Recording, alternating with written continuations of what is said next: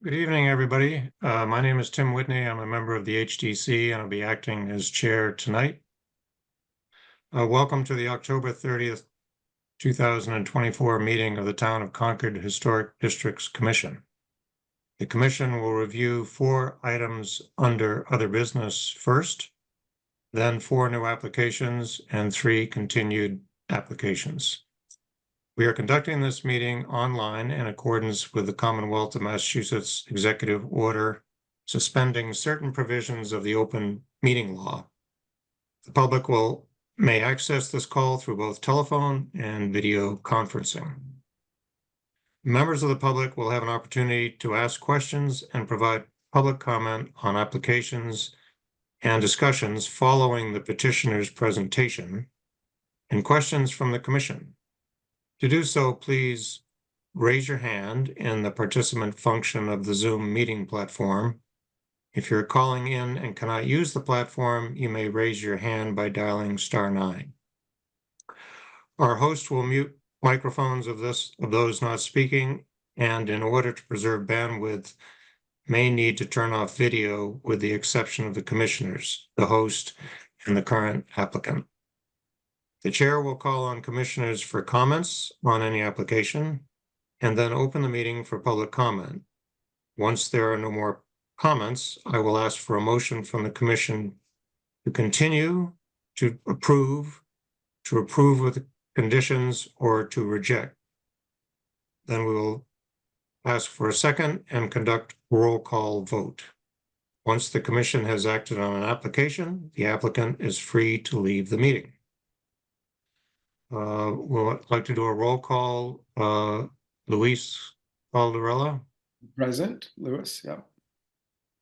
Lewis, sorry. Lewis and Luis are next to my brain. Kristen Dahlman. Here. Linda Shumway. Here. Walter Clay. Here. And I am Tim Whitney, and that's a quorum of 5 people. So all attending members will be voting members tonight. So we're going to start with other business, and the first item on the agenda for other business is Concord Free Public Library about modifying the design of the temporary arch and extend the length of its display. Who do we have here representing Concord Library? If you could identify yourself.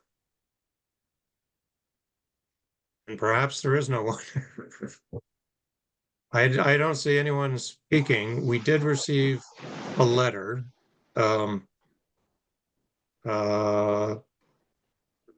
recently. Hello? It could be John Boynton, but it's Billy Crosby, who built the structure and company with the I'm sorry, we're having a very hard time hearing you. So it's Billy Crosby. Yep. Hi, Billy. How you doing?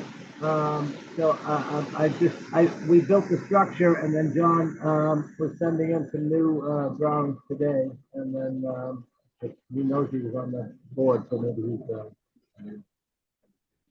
I can answer any questions. Okay. So as I understand it, there's using the it's modifying the existing structure a bit. Yep. With some graphics representing the Concord 250. Is that correct? Yes, it's just their final ask for the thing to stay up, and then so we would just change the top to celebrating Concord 250, and then today they actually asked if they could put the town requested somebody want to use the logo in the middle, so we added the logo to the middle. The Concord 250 logo. Yes, in place of the library, the library book / pen. Right. And what was the extension of timeline? Do you have that handy? No, I don't know. Let me see. Just 1 second. That was a question for Anne, Billy. Okay. Through June 30th, 2026. Can you see my screen? Yes. This is the letter. Okay, so we're talking about a slight graphic modification to an existing temporary arch with an extension request. And We're not looking for a formal vote here. This is other business. But are there any comments from the commission that they'd like to offer?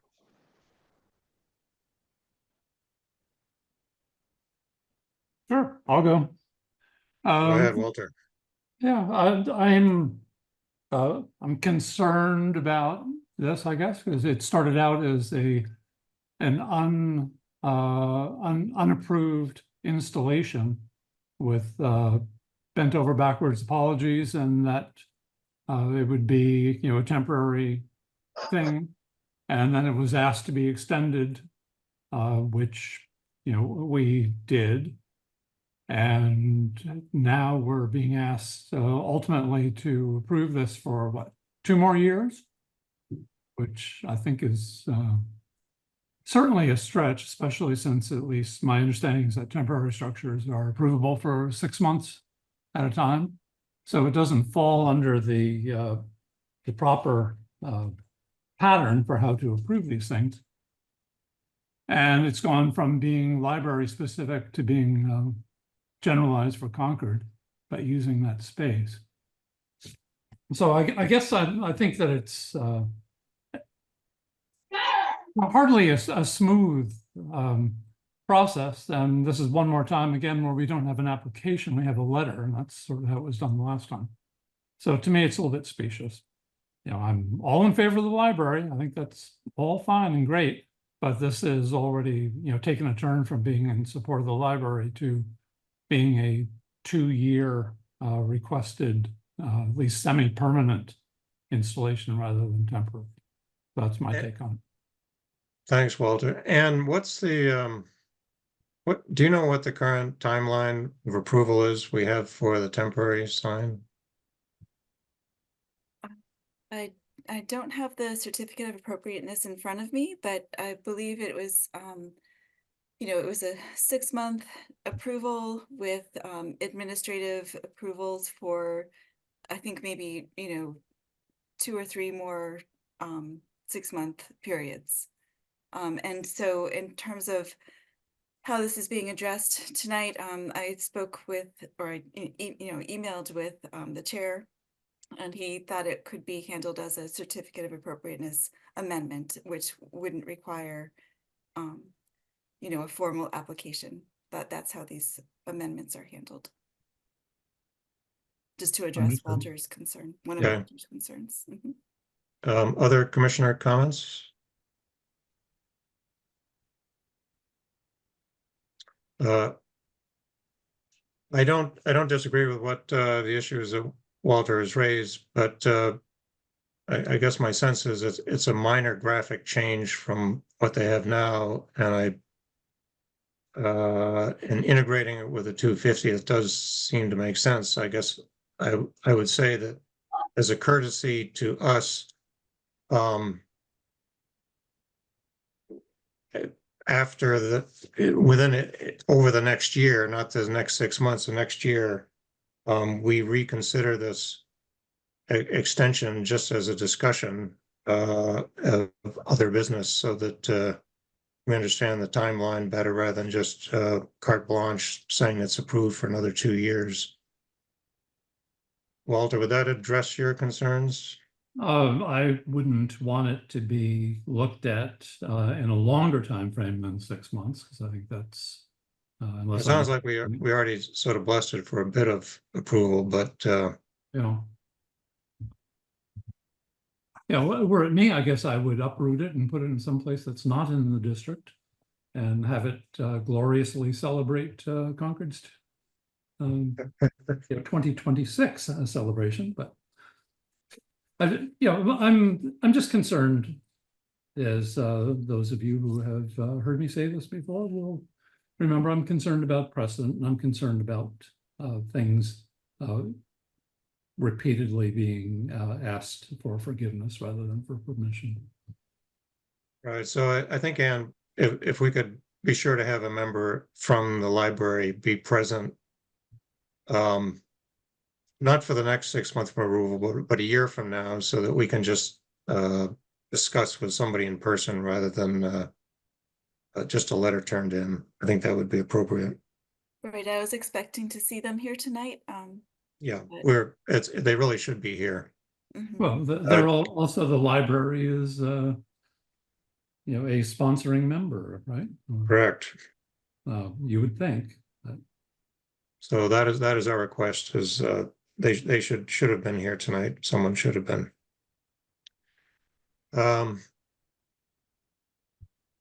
With that, I'd like to move on to the next item, 21 Hawthorne Lane.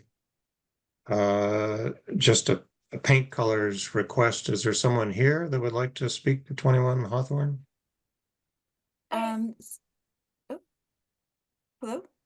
Yes, so with paint color requests, no one is required to actually be here. Thank you. This is something that the Historic Districts Act singles out as sort of something that doesn't need a formal review and can be handled under other business. And there's, working with staff initially. So this is really just a formality since the applicant did come into the office and looked at the approved color binder. And, we discussed it but I just want to make sure that you all are aware of the decision and of course, Dennis Fiore, the chair, is aware too. And that's the same as for 7 Lowell Road, right? Same identical situation. That's right. Yes, they just want to change the paint color of their stairs from brown to gray, and they, I met them on site. We went through the color palette of approved grays, and right, they were going to select one of 3, but they kind of wanted to put it up and see how it looks, and then choose one of the 3, and that seems reasonable. Okay. Unless there's any commission members' comments, I'd like to move on. Okay. Next item is trustees of reservations, the Old Manse, 269 Mineman Street. The request for temporary bistro style lighting over parking. And staff had made the note that we don't usually comment on temporary lighting such as Christmas lighting and other lighting around the year. And so it's really not in our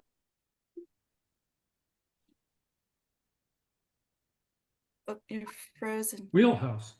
I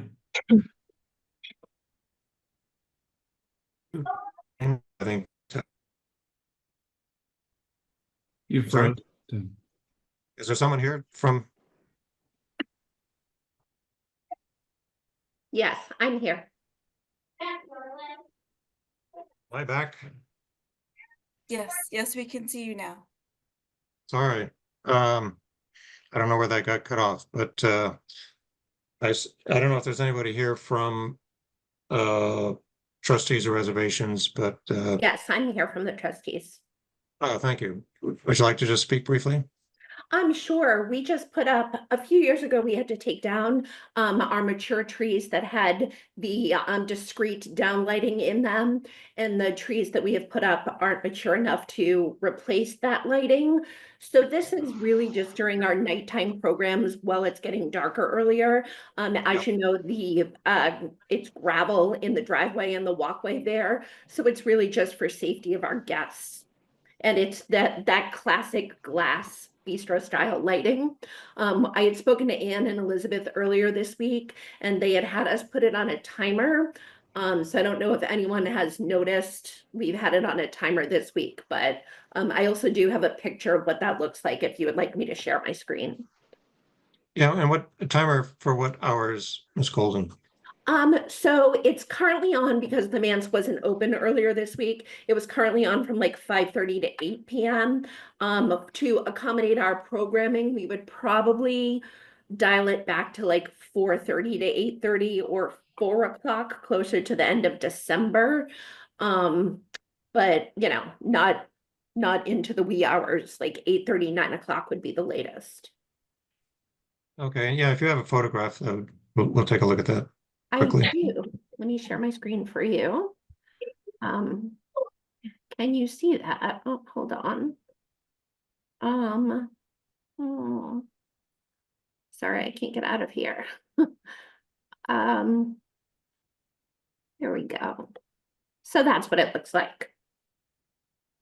We don't see it as yet. Oh.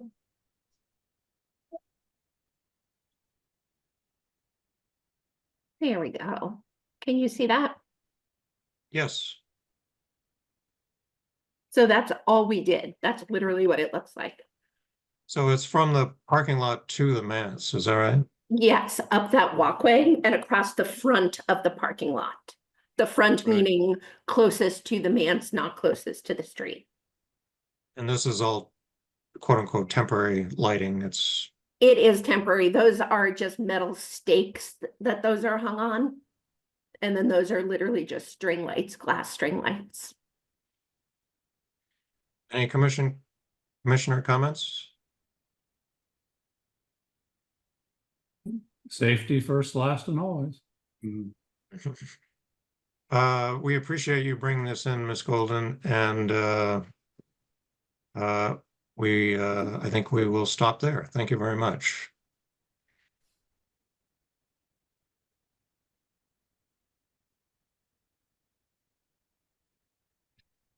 Okay,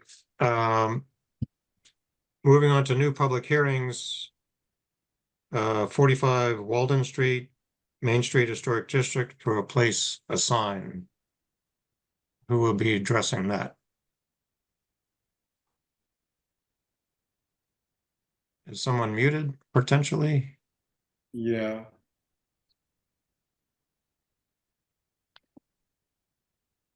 Hello? Yep. Okay, now, can you hear me? Mr. Footer? Yes. Yeah, hi. So I'm representing Andra Burkert's Design. My name's Harris Footer. I'm the office manager.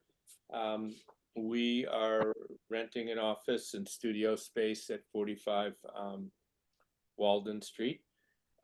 There was a designer in there for 3 or 4 years before us in the same space, and we want to replace their sign with our name. I've applied, and I believe Ann is going to help me share. There we go. Thank you, Ann. So this sign is being fabricated by Steinorama in Southborough. I've used them before. They're very professional. And this sign fits on the building. It'll be mounted with Z-bars and flush to the building.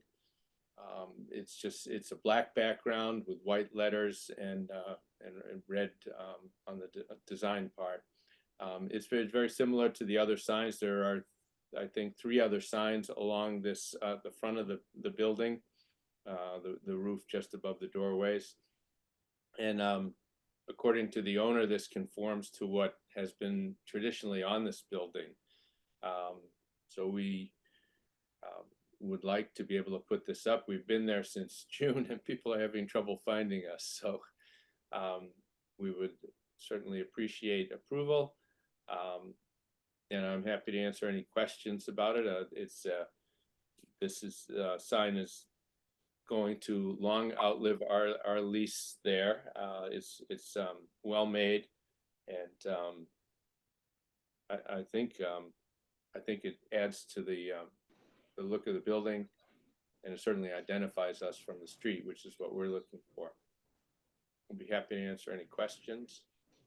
And so I looked at the submission and I thought I had seen a PVC version.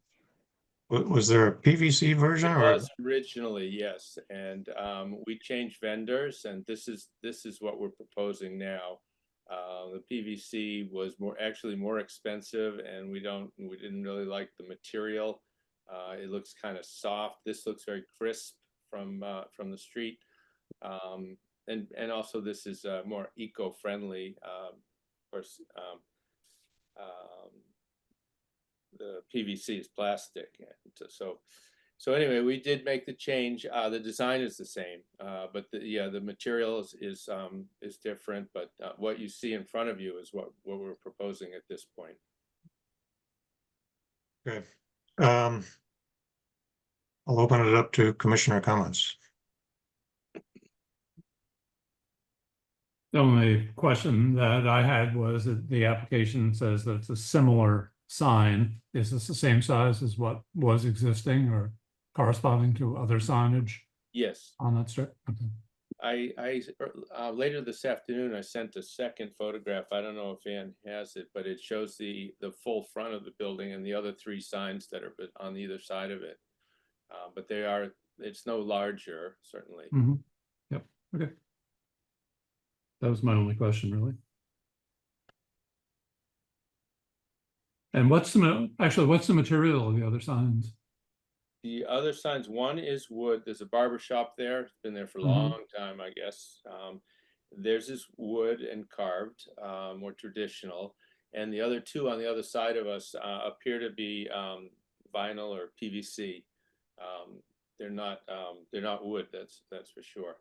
So they seem to be some kind of molded material with vinyl letters on it. Okay. Other comments? So staff had noted that there's previous approvals for this building was painted PVC with carved lettering, high density urethane and painted with vinyl lettering. It's been a mix. If you hopefully looked at our HTC guidelines, we're always encouraging wood with depth, either carved in or applied on top so that there's relief to the sign. Has there been a consideration about using wood? I did talk to Signorama about it. They don't make wood signs, and he said, wood has a tendency to rot over time and need to be painted. Needs more maintenance. So seeing the other 2 signs on the left in this picture, they're both vinyl. It's true they're vinyl, they're not aluminum, but from 10 feet away, you can't tell what material they are. This will be flush mounted to the building, similar to the way they are. It's just there's going to be more durable and needing less maintenance. And what is the letter? Is the letter proud of the surface? The letters are vinyl adhered to the surface, so it's a black surface.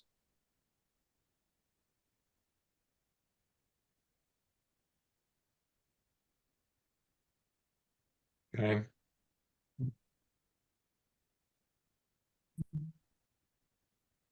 Well, I think the sign, graphically, I think the sign looks very good. It seems to be in proportion, and I like the colors.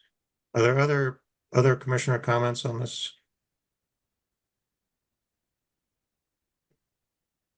Well, it's an imperfect world. Shall I have I'll request a motion?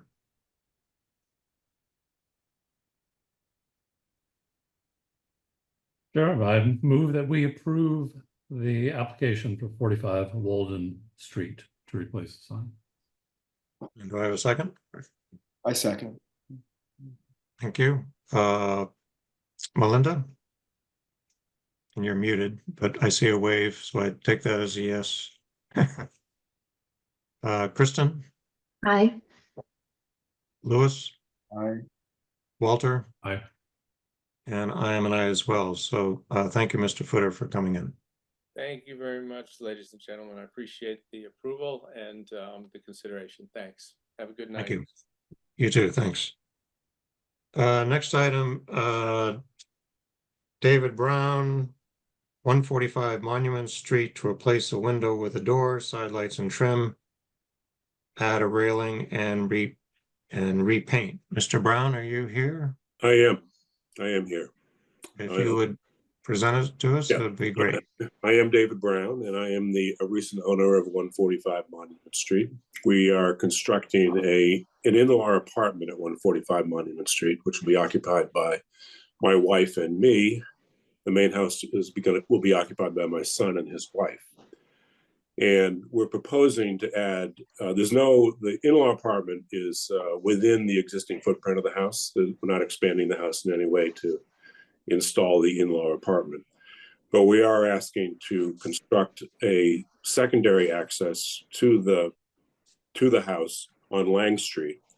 There's currently there's obviously a door in the front of Monument Street. There's also a side door an existing side door on Lang Street, which you can see in this photograph.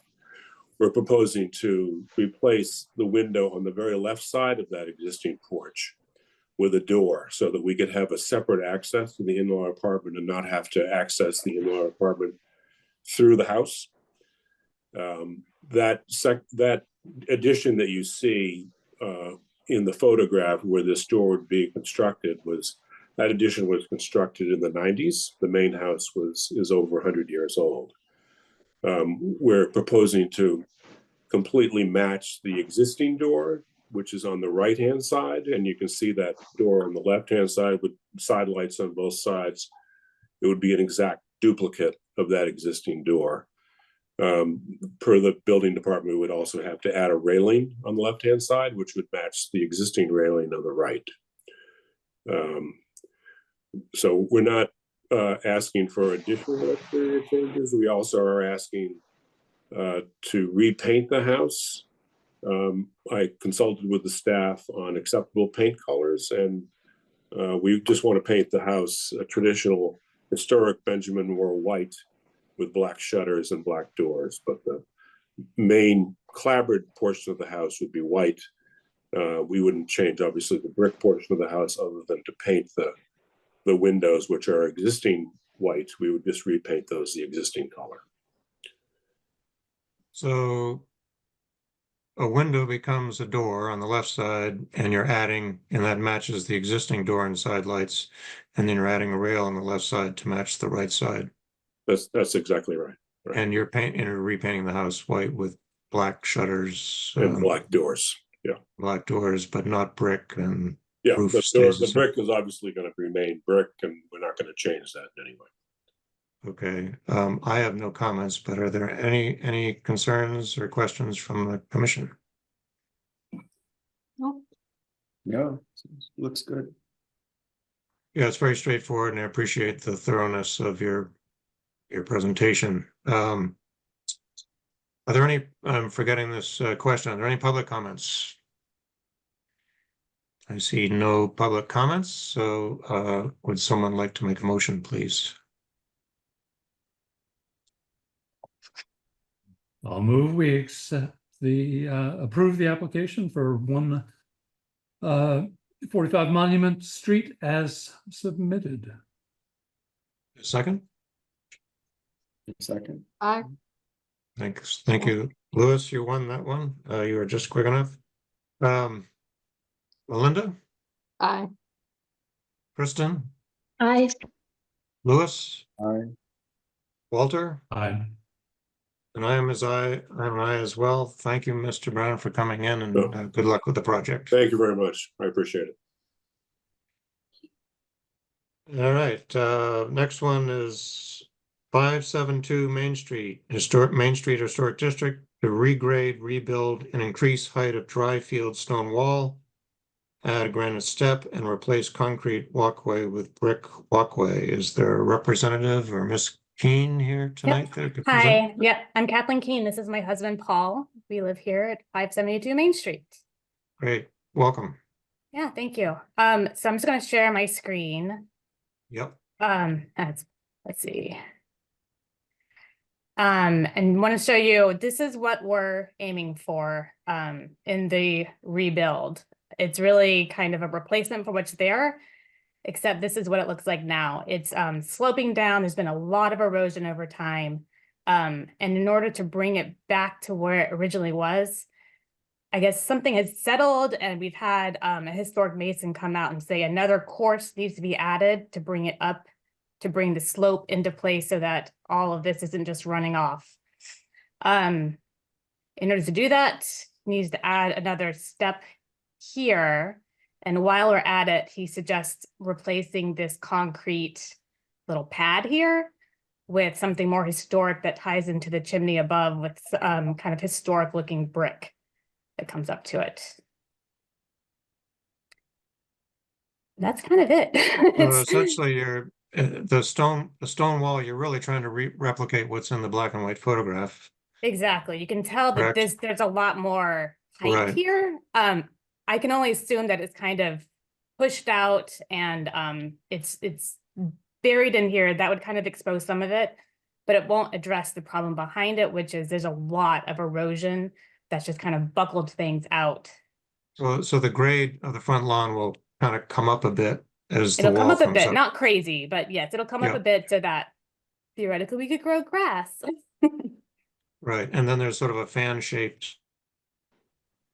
Well, so that's something that we want to brick address. walk. It should be Yep.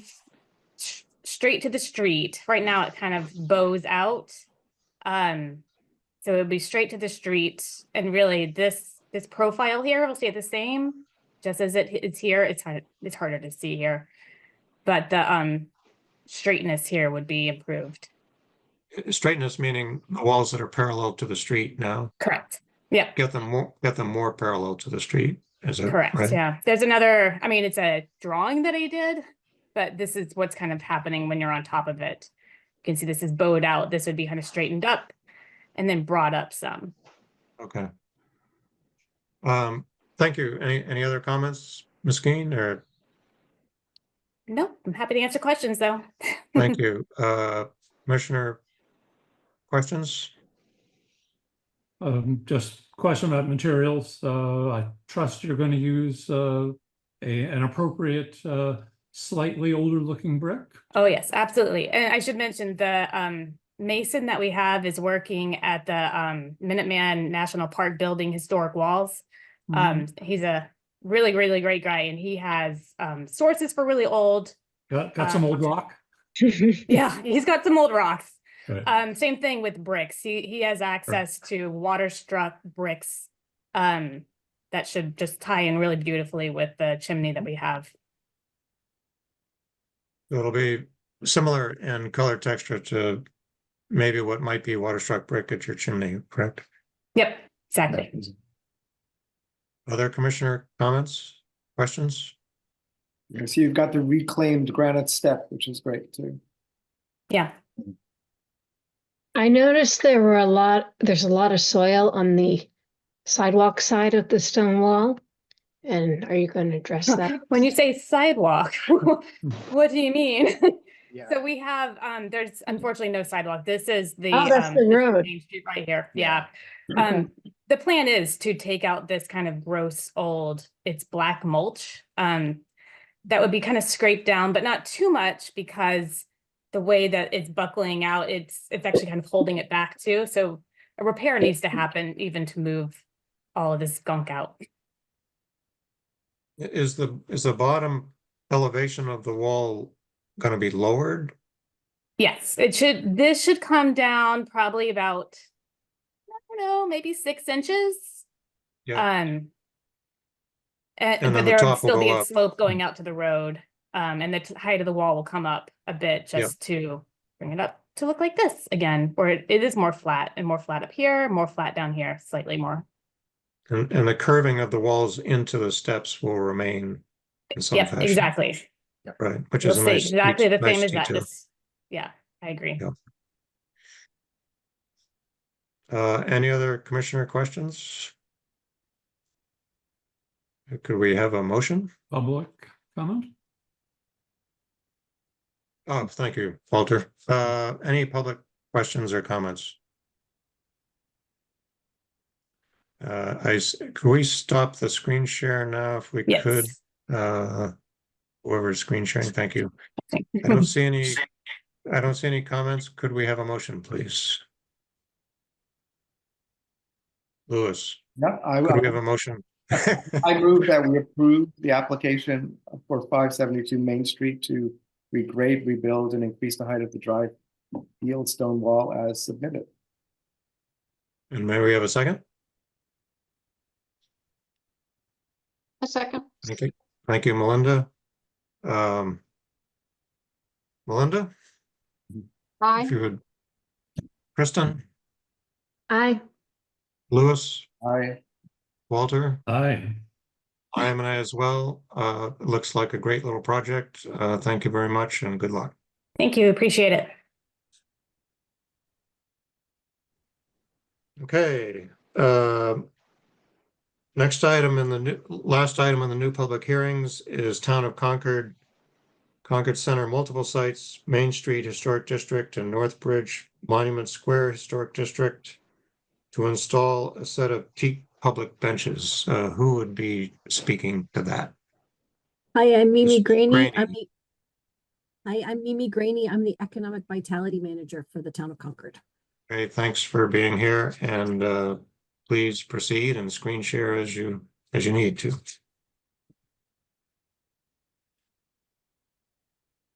All right. So as folks know, can you see my screen? Yes. With the 250th coming, we're trying as much as possible to encourage folks to use public transportation. And we're also looking at how we can best support people coming in from Thoreau Depot, then coming into Concord Center and being able to walk up to the North Bridge, walk to the Concord Museum, to other sites. So this map, the blue markers show some of the proposed sites that we're looking at installing these solid teak benches. We received a grant from the Massachusetts Office of Travel and Tourism to support this. I'm proposing sort of a few more benches than I actually have funding for, because as we discovered, some of the sites, there's not sufficient space on town-owned land that is appropriate for placing the benches. So it's going to be a little bit of negotiation with property owners. So I wanted to sort of place a few more and then sort of recognize that I will probably lose some in the process.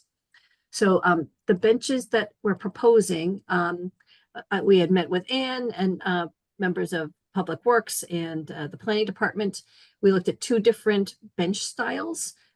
There's this one here, which is identical to the bench that is on the Sudbury Road side of the library.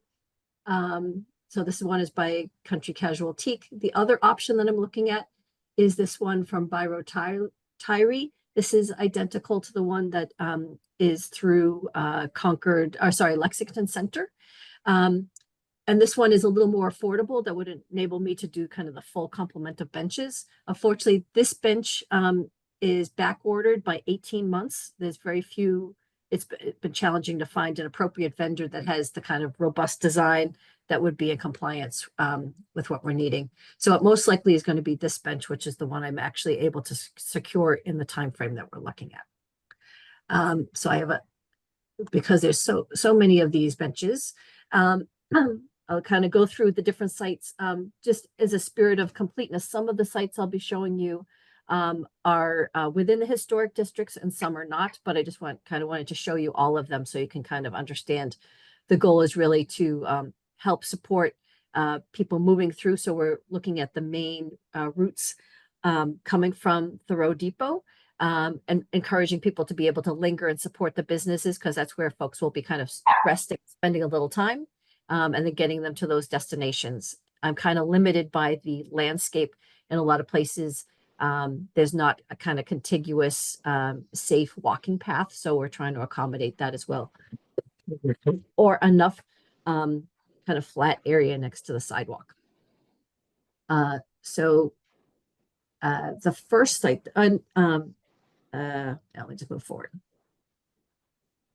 So the first one is at the Reformatory Branch Trail.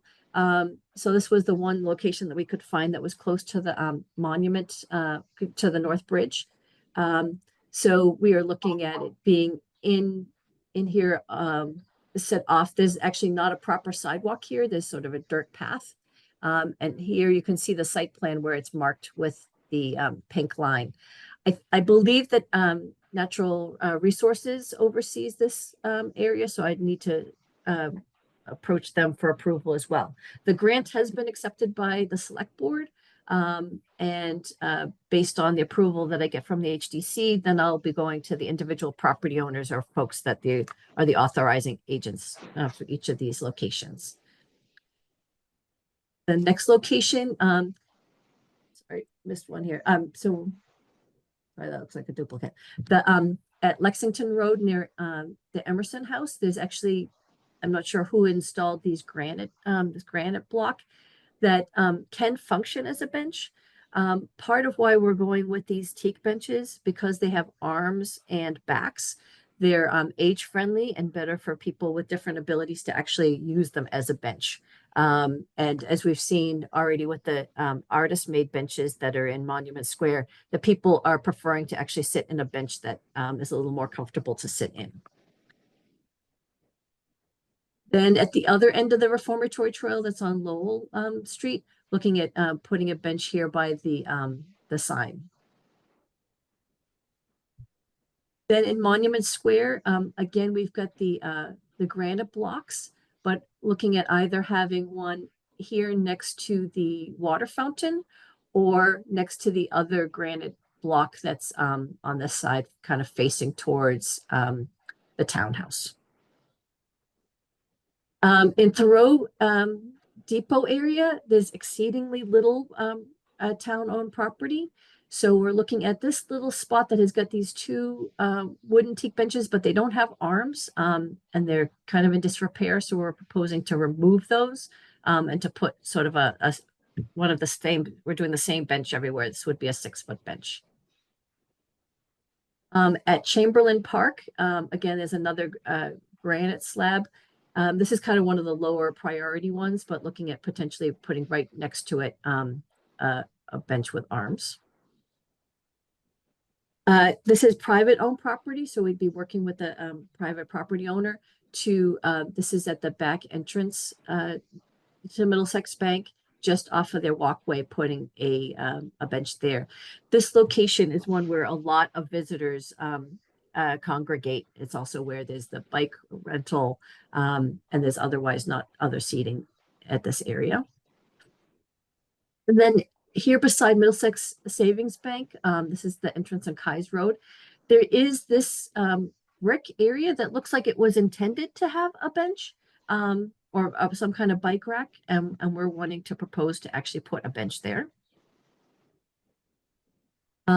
This is 11 Stowe Street, so this is over near the Recreation Department, and we're recognizing people might have some other means of getting between the two spots.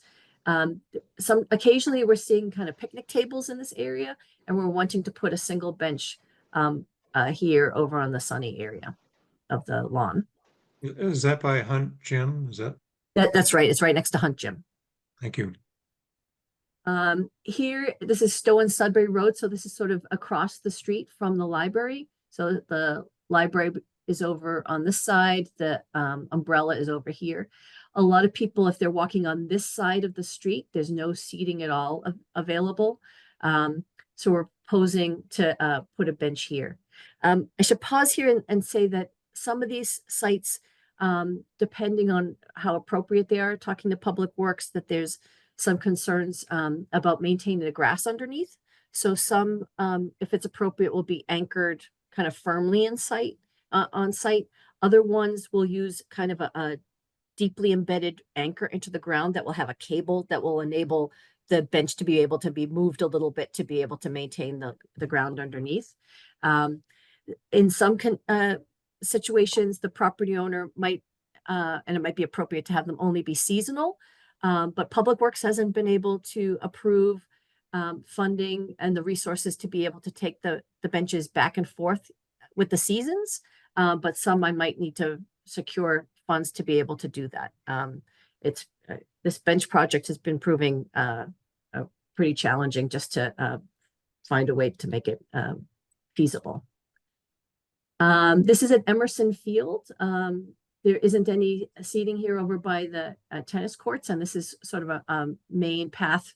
The Road Depot is this way, and if folks are kind of heading towards resources on this side of town, I'm proposing just off the hardscape here to put a bench underneath the tree.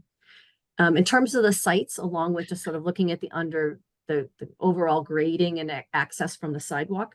I've been wanting to make sure that they are visible from the sidewalk, and not too many steps off for people to be able to access.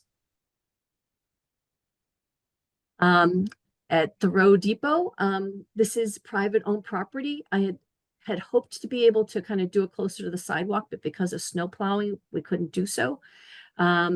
So I'll be looking to talk to the property owner, ideally to be able to put it just on the other side of this low wall. They potentially wouldn't be agreeable to that. In that case, I might put it here, which again might be an issue for snow removal. But we're going to have to negotiate a little bit on the site for that one, if possible. Over at the Robbins House, this is at Northbridge. There's a couple picnic tables that are here, and some limited seating. So proposing a bench just off of the walkway here that would enable people to stop and sit. This is back on Lexington Road, kind of on the way towards Emerson House. There's kind of underneath the trees. I'm also sort of trying to find a mix of spots that are both in the sun and in the shade, because different times of the year people are going to be seeking that out. Putting one here by the side of the road. On the other side of the street is actually a better sidewalk in some ways, but the grade is quite poor, and it is lacking handicapped accessibility from that side of the road. So I'm trying to put sites on this side of the street that people would be able to walk on. At the Wright Tavern, I've also been sort of looking at sites of what's near handicapped entrances. So if people are waiting for a ride, that they're not just left standing. So outside the Wright Tavern, I'm sort of looking at doing one here by their handicapped entrance, and where would be kind of a natural place for people to get picked up.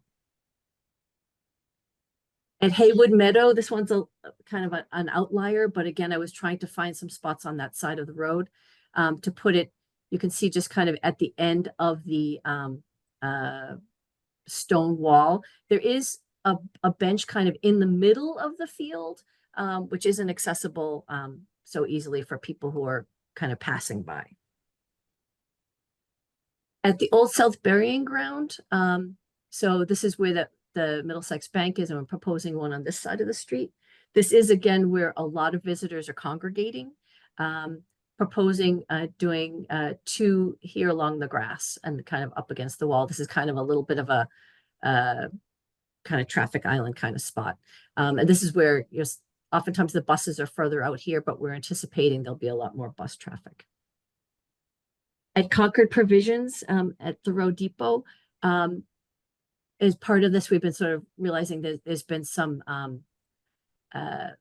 sort of ad hoc seating that folks have put in. So there's a pretty broken down bench that's just kind of functioning here, but we'd like to be able to offer the property owner to put a better bench there.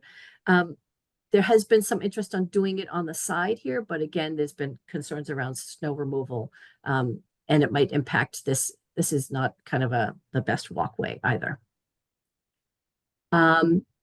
Along Main Street, this section of Main Street, this is over by Concord Academy. There's very limited spots to be able to put benches there. We're looking at, there's a bump out and a newly planted tree here. So we were looking at potentially putting it here.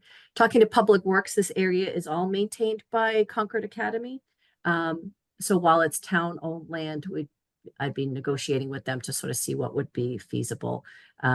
This is like a lower, not the most ideal location, but because of it's a very long stretch there, and we're looking at how to be able to accommodate a visitor. And this right now has been where I'm not sure if it's construction vehicles or other vehicles. It's like a temporary parking lot that Concord Academy has been using.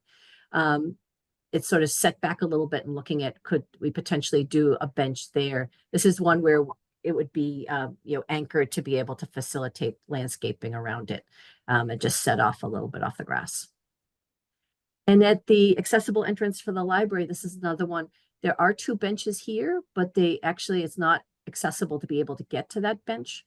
So we were looking at being able to put one bench kind of on either side, either here or there, between the the bollards to be able to have a place for people to wait while they're waiting to be picked up. And this is one of the spots that when I did my age-friendly business survey, a lot of folks complained about that there weren't places to be able to be picked up from the library because these are very popular spaces. So oftentimes they're fully occupied. So it means that somebody has to kind of circle around to be able to pick them up. This is at 100 Main Street. So there's like this little low curb. This is a tiny little sliver of town-owned land that's next to the sidewalk. That's another kind of potential spot. It's kind of a key one because it's at this crosswalk to be able to get people if they need a place to stop, because it's another block or two again before you get another place to rest. All right, so I recognize that that is a lot of details to put up. The fact that it's all the same bench, I'm hoping that that might make it a little bit easier to review. So just to make sure we've got this, this is a permanent bench, as best you can see, knowing that there's some that it may involve private ownership and how that's maintained, you'll have to see, but these are intended to be permanent benches, correct? So none of them will have, they won't have concrete anchors, and there are wooden benches that, you know, some of these teak benches don't have a huge long life to them. Right. The agreement with the property owners that I've been working with the town solicitor to draft is requesting for them to be on site through at least 2026. And if they're still in good repair, to allow them to be in place. The property owner, as per the agreement that we're drafting, would have, with 30 days notice, could request the town to have them removed. And that if for any reason that they're not in good repair, that we'd remove them right away. So the nature of these benches is not a lifetime. And it's you're talking about one style bench for all locations, that longer teak bench that you mentioned. Yeah, it's a And six foot bench. And the surface underneath, it's whatever it is what it is. It sounds like whether it's grass or dirt or that's what it is. Correct. And actually, I'm realizing as I went through his, I think a couple of them didn't show up on this list. I'm not sure what happened. There's next to Concord Art and Antiques, there's that little alleyway to get to the parking lot behind Walden Liquor. There's two locations that were in brick pads intended for benches, and there's no benches there. So I'm just proposing to put benches at designated bench sites. Okay, thank you. I will open it up for commissioner questions. What are the anchors going to look like? Do you have any visual on that?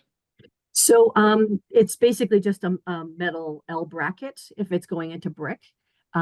If it's into dirt, Public Works says that it's like this, it almost looks like a fish hook that gets embedded into the ground, so you don't even see it, and it's just a little cable that pops out. It's really just to keep them from walking away altogether.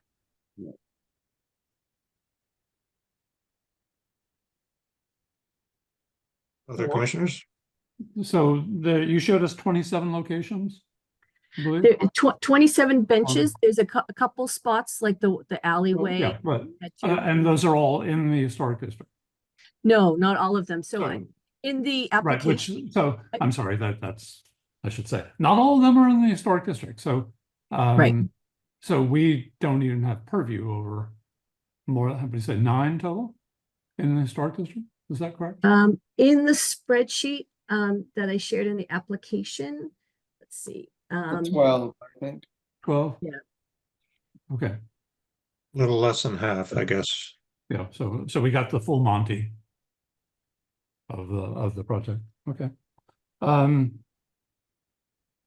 One question I have is, you're aware that there are existing commemorative granite benches in town.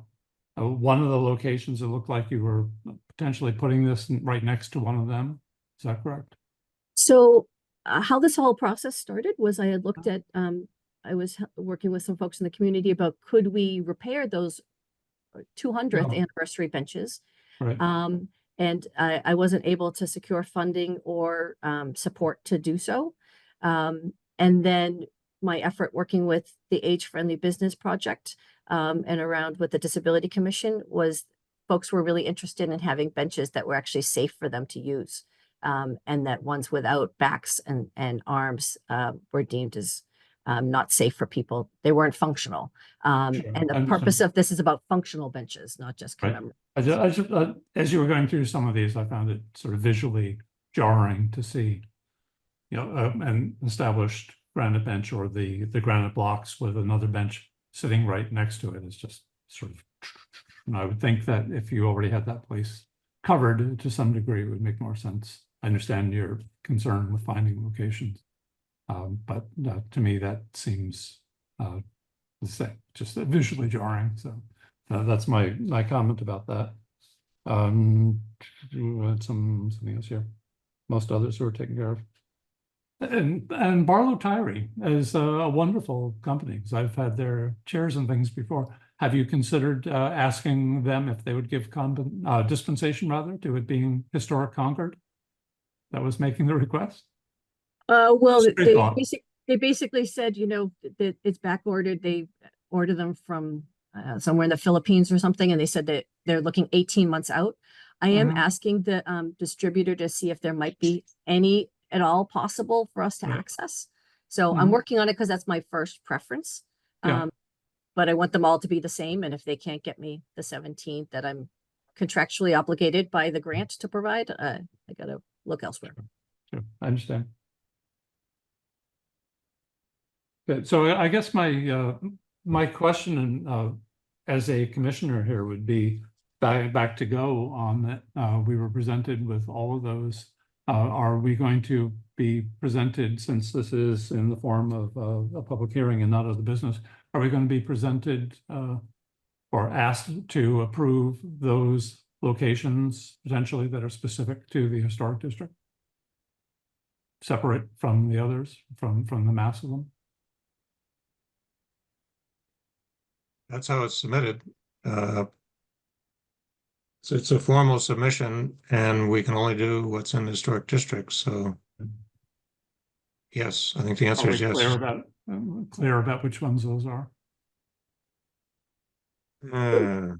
Would it be helpful to see the spreadsheet? I can detail those Well, separately. I'm just wondering about the decisions that we make about things like this are based on maintaining the historic nature of things and the aesthetics of individual locations, right?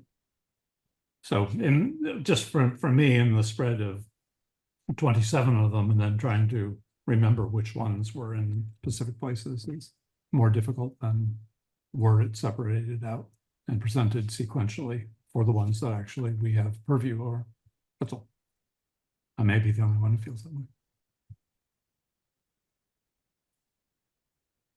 Yeah, I mean, I had a hard time also following which ones were historic, because we really only can comment on historic district. I mean, it was good to get in one sense, it was good to get the broad view to see where all these are going.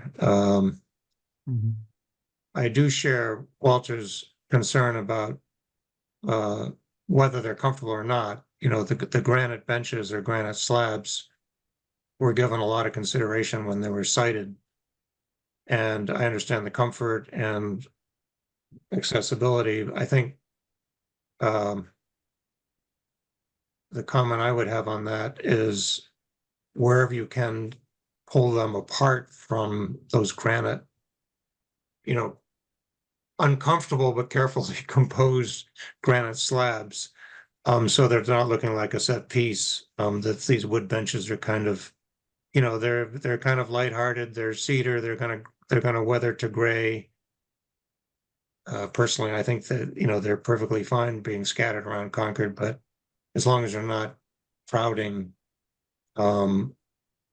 something that was given a lot of thought, whether you agree or disagree with the comfort, you know, and just even if they're just nudged away a little bit so that they're on their own, I think it would help. I guess question for the commission is, it's a bit loose in terms of exactly where they go and what we understand because there's 12, I guess, locations.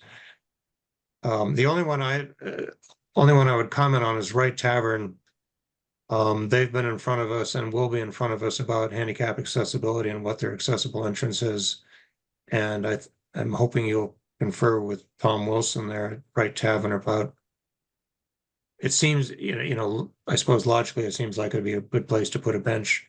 Don't know if, that's it's a very limited landscape they already have, and adding a bench might or might not fit in with that setting. That's the one I question. The others seem to be a little bit more benign, but that's a highly charged spot right there. And if it could be shifted away from Wright Tavern a bit, Yeah, I agree that some of these are not my ideal spots. I think especially I take the comment about the ones in Monument Square that are by those granite blocks, like by the water fountain there by the monument. One of the challenges there is for accessibility, technically, to be in compliance with the ADA, the benches need to be on a hardscape. And we've got very few, almost no places that are actually appropriate to have them on a hardscape. right. And I had looked at some of the other ones that were kind of closer to Holy Family that weren't deemed appropriate for other factors, whether it's snow removal or slope or view to historic sites. So I've been trying to kind of balance the things. Again, while I presented 27 sites, at most 17 are going to be possible by the grant. And as it's looking right now, it's getting down closer to 15 just because of my costs are increasing for insurance and the costs of installation because I'm having to take it out of the grant. So it's going to be scaled back from what you're seeing. And again, some of these property owners or the specific sites aren't going to work out. So you're looking for approval for the 12 in the historic district. And what I guess sounds like what you're saying is it might be 12 or it might be 8 or something. You're just trying to get approval on the 12 because you don't quite know what you're dealing with on budget or whatever. Yeah, Is or that correct? property owner agreement, or Right. anchors will go in. There's like a whole cascade of other factors. And I'm also trying to get this in within the terms of the grant and before the 250th, Right. which with the winter, that's throwing everything off too. Right. The terms of the grant temporal or just monetary? The terms of the grant are 17 benches that facilitate pedestrian movement between Thoreau Do you have Depot. a time constraint on having that accomplished? It has to be to serve visitors for Patriots Day. And everything all the money has to be spent to facilitate that. So if for some reason things go astray, it has to be done, paid for by June 30th. But again, the intention of the grant was to meet the needs of Patriots Day visitors. Right. Other commissioner thoughts, comments on this? I agree with Walter and Tim about, a wooden bench shouldn't be right next to a granite bench. It's sort of jarring, but I don't know how we sort of present that. If you guarantee that benches won't be conflicting like that, I don't know. It seems like we're voting on something that we don't know what's going to be too, We've got 12 proposed sites. We don't know if they're all going to get benches.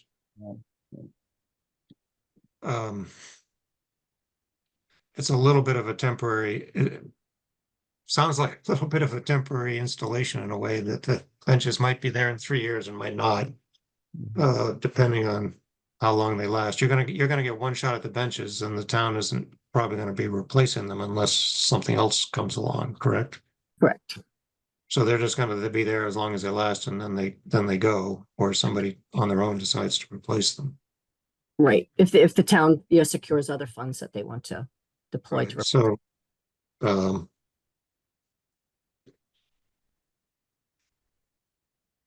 any suggestions on how to proceed?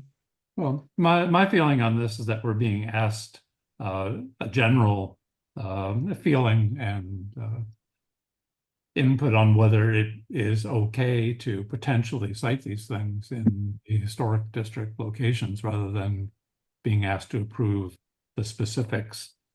You know, we could approve all those places and some of them will come to fruition, some won't. My first thought was, well, then this becomes a continuance and gives you the opportunity to now, for choice perhaps, to be more certain about locations and what's actually being asked for here. So I don't feel that we as a commission are in a position right now to be have confidence to approve locations that may or may not be happening. And I don't have enough a memory sense of which ones are in the historic district either without going through it all again. So I don't, if it had come in, you know, Tim, as chair, if it had come in as, well, I guess not even other business, but as an opinion being solicited as a preliminary step to having a solid application for the sites that are specifically in the historic district, that would be a different situation than we have right now. I think it's a little bit loosey-goosey to be able to vote on an approval at this point. But it's me. So Mimi, if we asked you to come back in 3 weeks, we don't want to drag this out for you because we know time is of the essence. But just to focus on the 12 that are in the historic district and be a little more precise on where these are. Would that work for you? Well, but in that period, I'll be negotiating with some of the property owners. So Excuse me a minute, just in saying, I think we need, Walter, we need to, because Mimi doesn't know where they're going, or which of the 12 are going to get benches. I don't see any reason we can't have her submit the 12 locations, whether they get a bench or not. Right? Tonight, if they don't get a bench, they don't get a bench. Great. To submit those 12 tonight. I'm sorry? To submit those 12 tonight. Well, whether it's tonight or 3 weeks from now. So we know exactly what the 12 are, and yeah, well, I am not in a big hurry to approve a very specific location for one of these teak benches that's sitting right next to, you know, the granite, for example. And so that would mean in some cases just moving it over on town property, you know, by 6 feet or 10 feet if that's possible.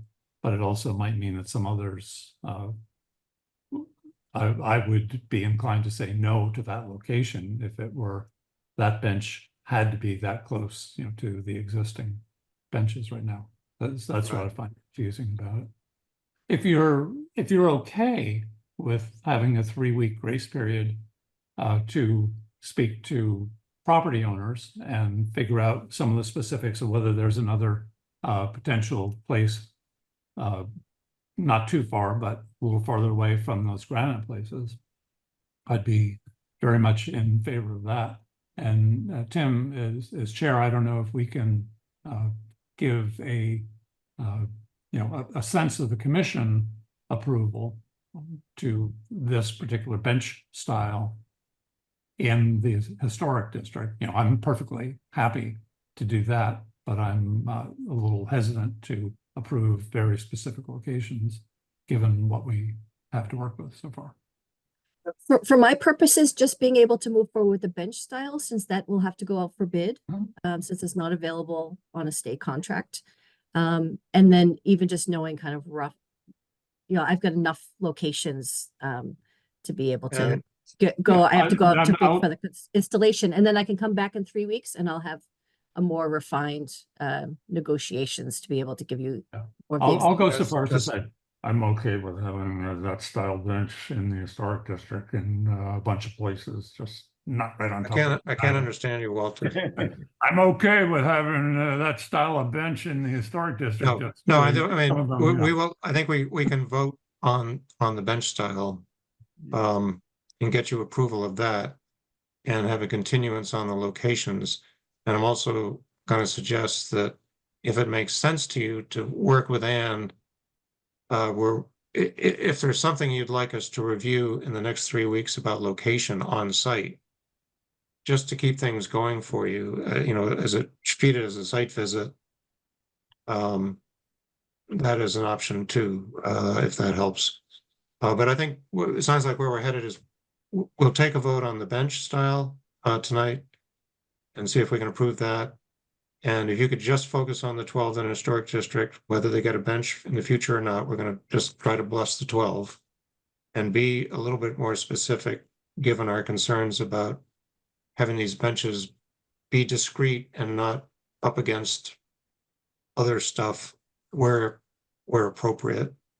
And maybe some more conversations with property owners that might whittle it down, or, maybe, for instance, Ray Tavern might have a comment on a bench or not.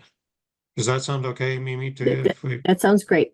Yep. That's Great. wonderful. Okay, so let's have a first, if I can, just want to check in with the commissioner. Everybody have any comments at this point, or would like to open it up to public comment at this point? I don't see any comments, so any public comments? And I don't hear any public comments, so we're going to vote on the bench style of this submission.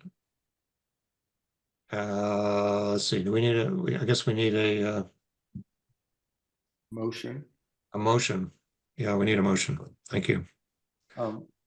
I can give a motion. I move that we approve the bench style as proposed by the town of Concord for either bench, really, that you're able to procure as submitted tonight in the two illustrations. Do I have a second? Thank you, Melinda. Belinda, you're muted, but you're waving. Aye. Thank you. Kristen, Aye. Louis, Aye. Walter, Aye. and I am an aye as well on either of the two benches submitted as approved. And now I guess we have to second.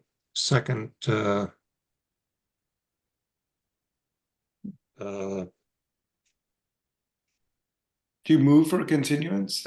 Move for a continuance on the locations. Thank you, Louis. So I would also move for a continuation on the location of the 12 benches in potential historic sites at a maximum. It seems like 12 is your number. Focusing on the location of the benches. And a second? Second. Thank you, Walter. Melinda? Is that a aye, Melinda? Aye. Kristen? Aye. Louis? Aye. Yes. I said Walter? aye. Thank you. Walter? Aye. And I'm an aye as well. So are you all set there, Mimi, of what's going on here? Great. Yep. I'll be back in a few weeks with the locations, and if there's some kind of questionable sites that I need to negotiate, I'll reach out to Ann. That'd be great. Thank you for your time, and we'll see you in 3 weeks. Great. Thanks. Okay, we're now on to continued public hearings. First one is 92 Walden Street, which we saw last time, to replace 8 windows. Is Mr. Fleming or someone else here to speak to that?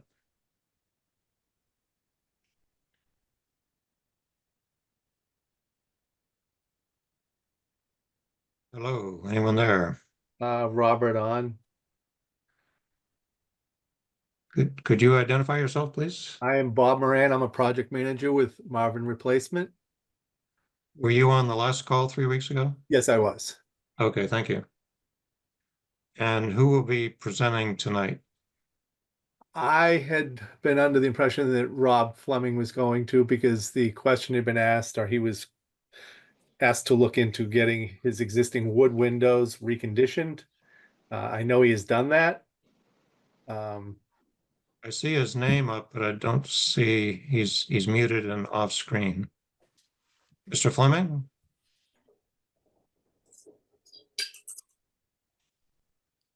So can you hear me now?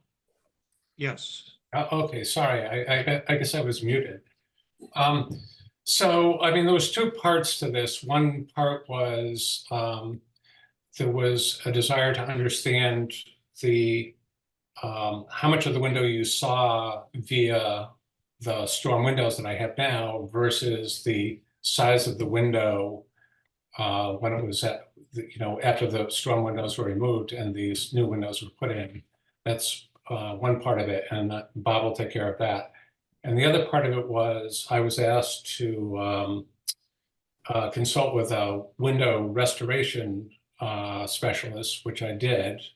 I talked to a company called Clary and Sons. They're in Waltham, and he came out and they were very knowledgeable. He felt they could restore the window, but he was also very clear that you would still have to have a storm window on. He said they're not going to be airtight. They're single pane windows. Correct. It's there's only so far you can go with the existing wood window. And from my perspective, that's quite unattractive. I mean, the two objectives I had in this thing was I wanted to remove a bunch of the storm windows. I thought it would make the house look more historically correct in doing that. And the second thing is I wanted to improve upon the energy efficiency. And, neither of those objectives would be addressed if I went trying to use the existing wood windows. Whereas if I went with the windows that I proposed, they look the same as what I have, and I could get the storm windows out of there and I'd improve upon the energy efficiency. And I think both of those are consistent with the town's desire to reduce our carbon footprint and obviously, preserve the visual aspect of historic houses.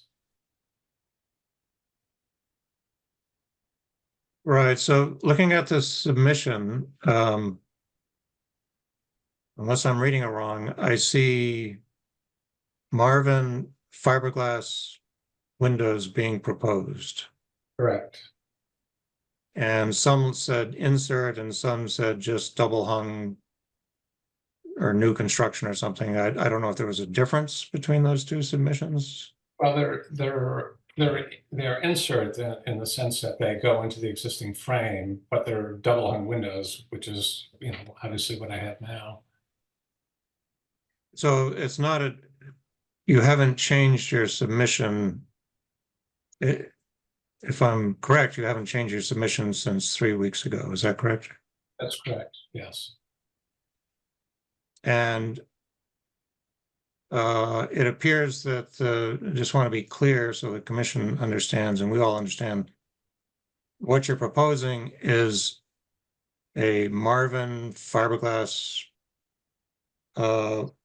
window that has a frame that goes inside the existing frame of the existing wood window. You take out the sash, you take out the stops, maybe whatever, but the existing wood window frame remains, and you put a new window with the new fiberglass frame in that opening. Is that correct? That is correct, yes. I would point out, I spent quite a lot of time looking at windows, and one of the things that I was very concerned about is I wanted to make sure that the windows looked like they were wood. Painted wood. Obviously, that's what I have now. And these windows were by far the closest that came to that. They in fact, I mean, from 5 feet away, you can't tell that they're not painted wood. Whereas if you get a lot of the other, Anderson and a lot of these other windows, they're vinyl clad and they look shiny and they look like they're vinyl. Whereas these, yeah, no, I understand that the fiberglass you paint a fiberglass door or window and it's going to look like wood.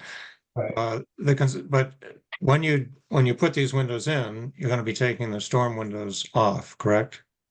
That is correct, yes. I mean, So that you're gonna be was, seeing these new windows with a different proportion. Smaller glass, slightly smaller glass, it's a window within a window.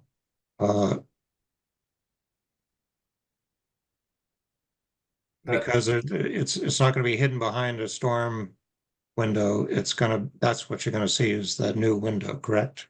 that's exactly right. So,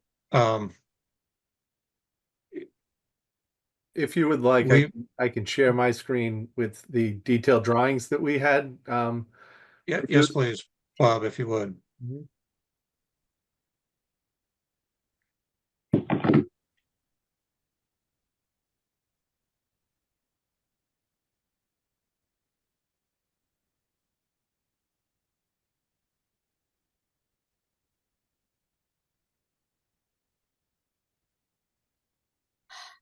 We can see them. It's a double hung elevation. Yeah, so if you look at line 6, the one on the left, that would be the insert.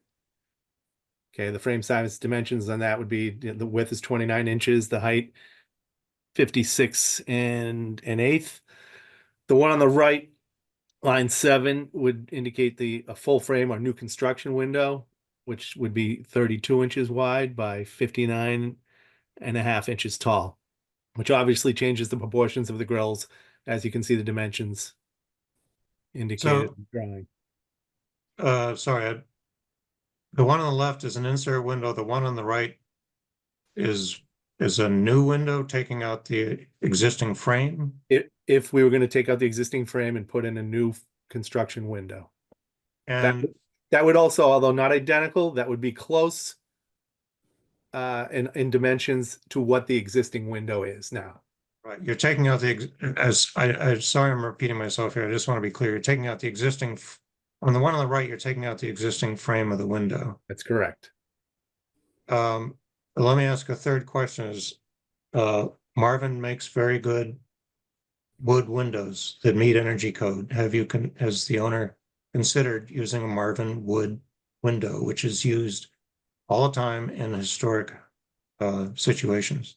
I certainly have, and it would have been my preference, although they don't make those wooden windows anymore. It's the problem. Marvin doesn't make a wood window anymore? Well, they don't make wood replacement windows. They might make ones that are pre-hung in the frame. I don't know. Yeah, because the proposal was for an insert window. Right, but I guess since you're a Marvin rep here, Well, could you do the right-hand window as a wood Marvin window?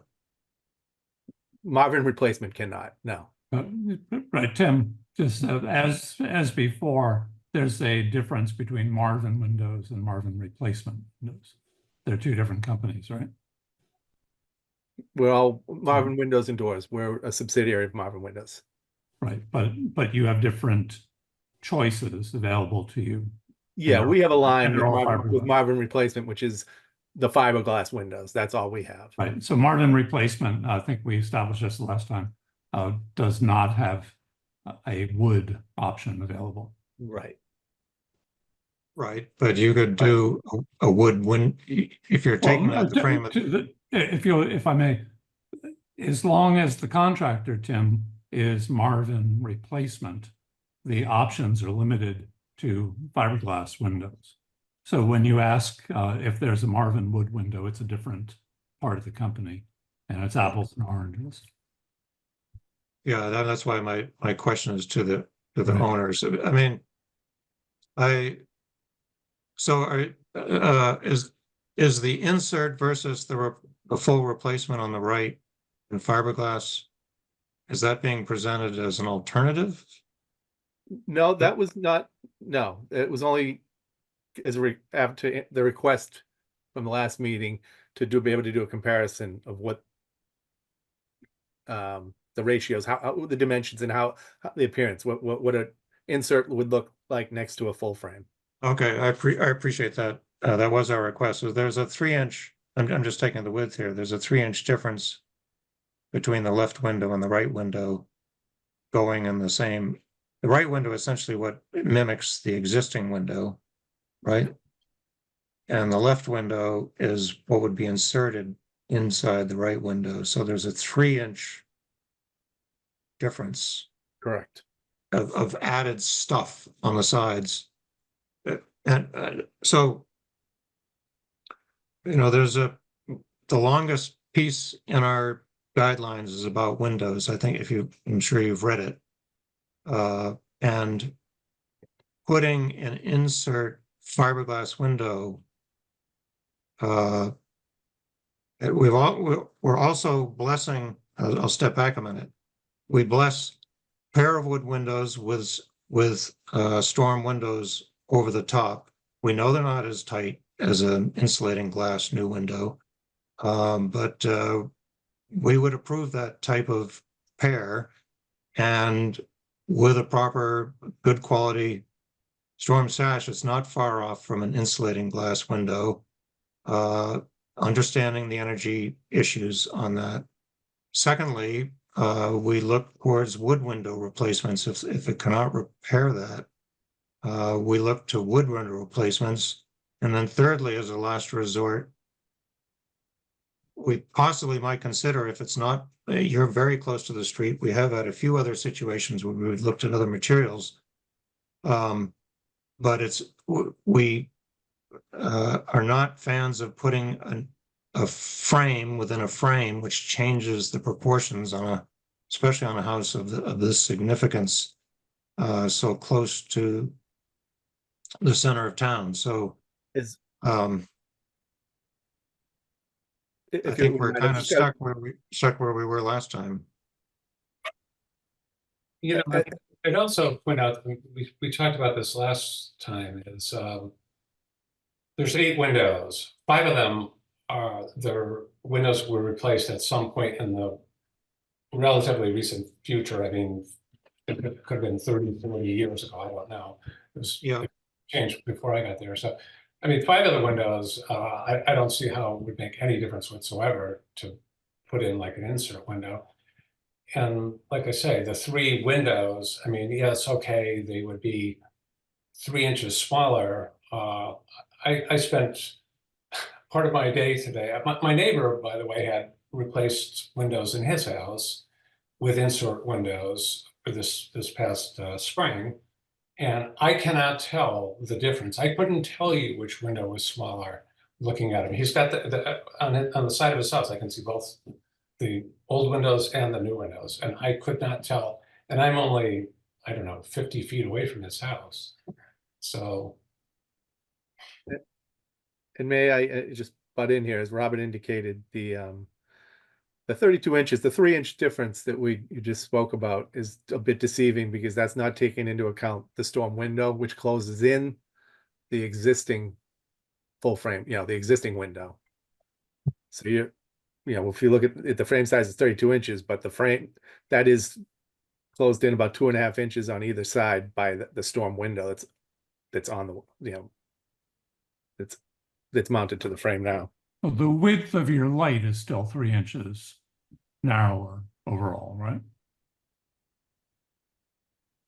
Well, if you get more technical, you can the daylight opening, which would be the glass, right? Imagine without the grills. Right. So the daylight 26 and 39/64. Correct. And the other is 23 and 51/64. Yep. So it's essentially 3 inches less width of glass. Correct. But you're not seeing all that glass because of the aperture of the storm window that comes in approximately 2 inches. So if you're comparing on each side, right. The storm will be removed though when you put this insert in. Well, but we're not talking about the right hand, about line 7 here. That's just for illustration, right? Correct. And you're talking about removing the storms. So you're going to be left with the 23. Right, but if you're comparing what's existing now Existing with the storms is closer to the 23 is what you're saying? Correct. Okay. And I think that's the issue. What it looks like now and what it will look like with the new window without the storm will be very, very, very close. I mean, the window will actually look bigger than, it will look closer to the original size with the insert window than it does with the storm window. Do you have other commissioner comments on this? So I have one other question, which Yeah, is, please, Walter.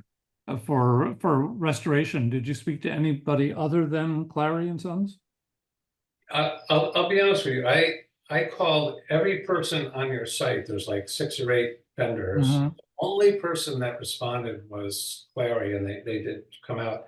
And I had trouble getting them before. And then I also called 2 additional people, and one of them said, you're too far out of my district, and the other one just never called me back. So I've been at this thing for, I don't know. No, I 3 understand. years trying to resolve this, and Right, I've dealt with Clary before, and they're, in my experience, they're primarily storm window installers. But well, it was interesting. I had difficulty getting them to even respond before, and then this past time I called and they responded. And I just had the guy who came out, I thought was pretty knowledgeable. He was, I grilled him about, improving the energy efficiency of the window. And the man was honest. He basically said, there's only so far you can go with this. Well, there's a ton of houses, including mine, a historic house that's single pane, somewhat leaky double hung with storm windows, and that's you try to balance it with other areas of energy efficiency, as noted in our guidelines. We don't just, we don't per se completely bow to energy efficiency as much as it's given its importance today. So, yeah, I have 2 questions. It sounds like Marvin does make wood windows, and it sounds like, Rob, you prefer wood windows. But is it possible to have a different contractor put in Marvin wood windows? I couldn't find anybody, and if you do that, you're going to wind up taking out the trim that's there, and there's like hand planed clapboards would get cut back, and it just seemed like a kind of a huge destructive undertaking. It seemed unnecessary. That is a considerable factor too, is the interior trim obviously is very old. But on the case of these dining room windows, there's a chair rail that ties into the window casing, which could not be reproduced. Just the intricacy of it all. So that we're making a full frame, and replacing all the interior trim, costly and difficult. Yeah, there's like interior trim that's like hand and so on, and it would be so destructive. I just wouldn't want to do it. It doesn't seem right to me. I guess my second question too is do you care about those 3 original windows with the original glass? How do you feel about just throwing them away? Well, I probably won't throw them away.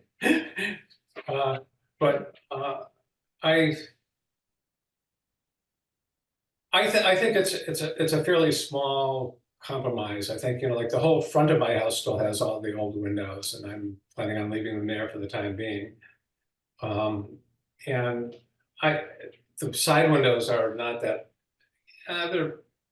you can certainly see them from the road, but they're not that visible. So I don't think it will compromise anything. And the fact that they have storm windows on them, I could have perfectly modern snap and grill windows, and you couldn't tell the difference on sitting behind a storm window like that. So I think it would look more historically correct if doing what I'm proposing, and And I think it's a good trade-off. I mean, from my perspective, it's a good trade-off. Oh, and you can also do interior snap-in storms. So my situation's a little bit is complicated because the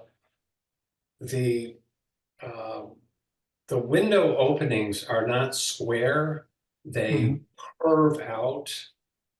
And so as they curve out, if you looked at it, you'd think it was like perfectly true and even, but it's not. I've tried this, and if you put something rigid like a piece of glass up again, so there's all kinds of sort of leakage in that, and so the flex comes in the surround. And yeah, so it just doesn't work in this case.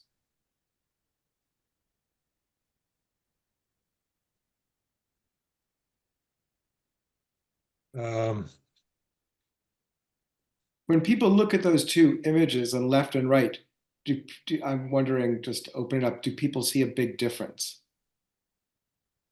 You're asking the commission? Yeah, yeah. When looking at them side by side, to me, the right one does look much better, you know, but. I mean, it's missing all the exterior casing and the sill. I am very leery of approving a window within a window. I just don't think the commission has been doing that on houses. We've asked people to look at restoring old windows. They've gone through that difficult, which I totally understand, the difficult process of getting someone out and assessing that and what is the gain and keeping the storm window. But the fallback is putting in a wood window. And this is a fiberglass insert into it's what we've been trying to avoid for years. And you can always say, well, it looks just the same, but it's incremental changes where the window doesn't look quite in proportion to if this was back 60 feet from the road, I'd have much less concerns. But this is, and certainly if it's on the side. If you were doing it on the front of the house, I'd say it's impossible. It can't do that. It just can't do that in a historic house in a historic district. It's not what people do. And I understand the concerns of wood window interior casing issues, but that's kind of what we're faced with here. I don't think I can approve. My personal vote is I could not approve a fiberglass insert that leaves the existing frame. It's a double whammy. One is it's a fiberglass window, which has a little bit different detailing than a wood window. It's always going to look slightly different, but it's going to be close. And two is the fact that you've got a double frame against an exterior casing. I just couldn't vote for this. We've got 4 other commissioners that may feel differently, but I understand the owner's predicaments. I understand the costs. I'm an architect. I've been there. I've renovated my own house. This is the nature of historic district windows, is we're trying to keep what's there or have it look as close as possible. And it sounds like you do have the option of fixing the existing windows and potentially putting on tighter storms.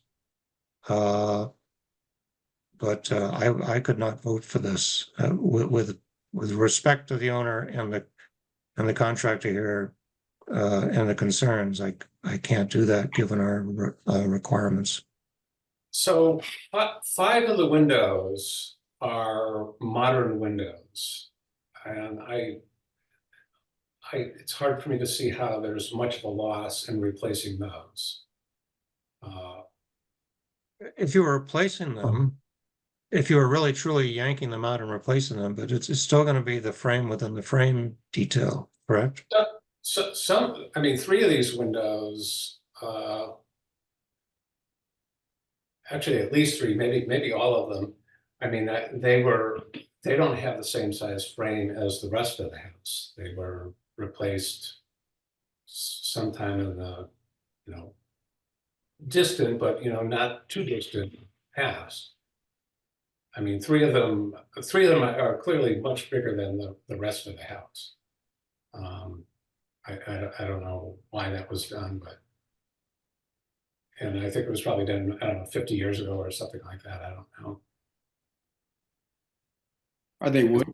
I don't see that there's any loss in the historic fiber of the house by replacing those 8 windows. Sorry, the 5 of the 8 windows. Replace them with what you're proposing. Right? Well, yes, with what I'm proposing. I mean, it's not with it's not- inserts. Yes, that's right. And your argument is because they're not per se historic windows. They're within the last however many years. They're not historic windows, and they're not the same size as the original windows in the house. They're a Would weight you pocket window. consider repairing the 3 old windows? I would consider repairing them, although not removing the storm window, which I think from the visually outside the house doesn't really do anything. But I would if I could do the 5 windows and then get 3 of them, I might have Clary and Sons just restore those 3 and put the storm window back on. Right. Outside the house, it would still look like it does today. I have, I'm wondering, can we take a look at another shot? We have pictures of the outside of the house, right? We're just looking at this. We've been stuck on this as a shared screen forever, which really isn't telling me anything new at this point. And I will say, Tim, overall, I certainly agree with what you're saying. I'm also wondering if what we need to do, and perhaps should have done the last time, is schedule a site visit to be able to take a look at these and see closer to definitively what we're actually dealing with here. I mean, it's possible that given our brain trust who comes out and takes a look, that we might have some insight into what's really going on. Anne or someone, can you bring up the photos of the existing house, please?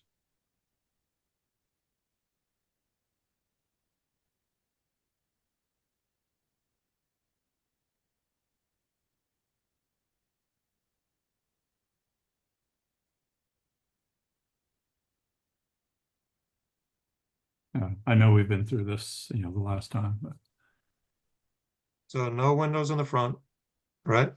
None of the windows in the front, and those are all storms.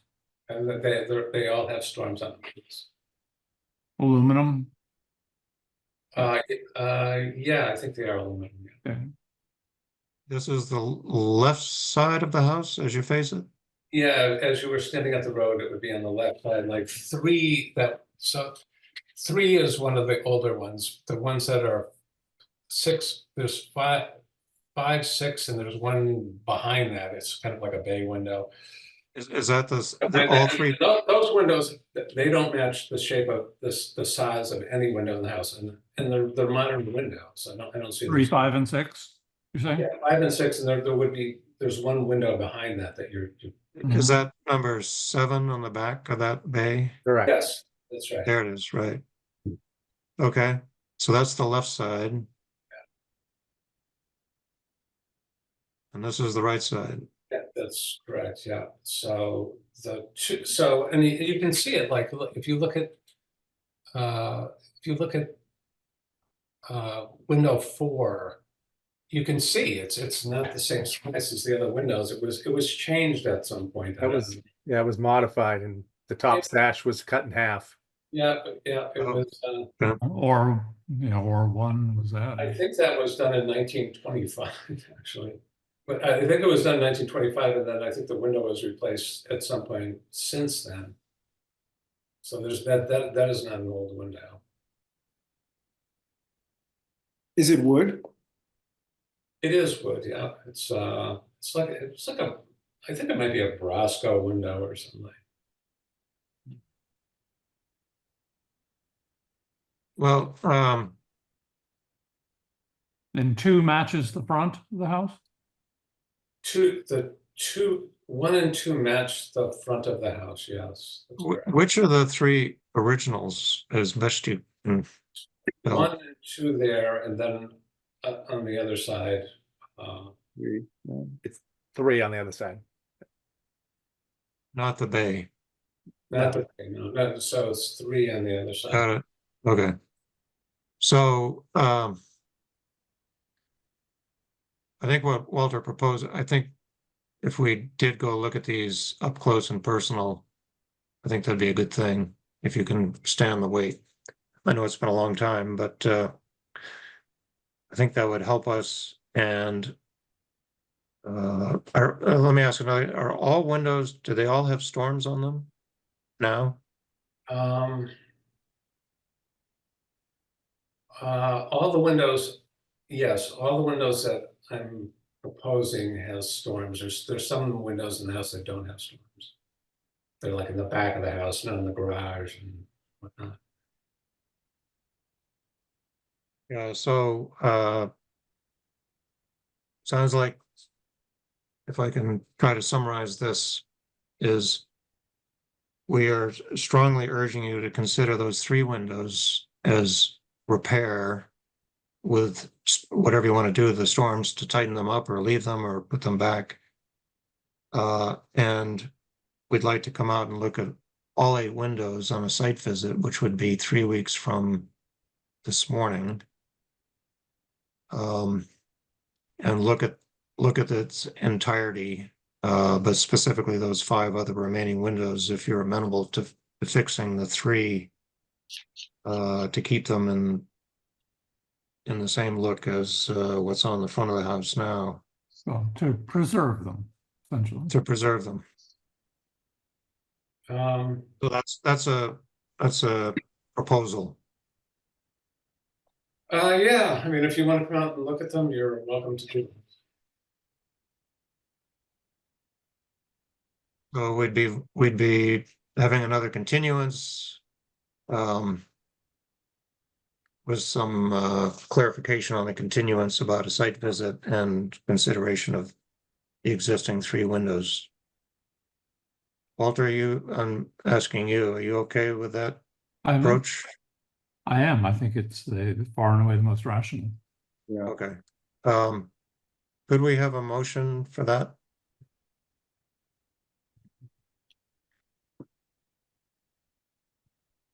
Walter?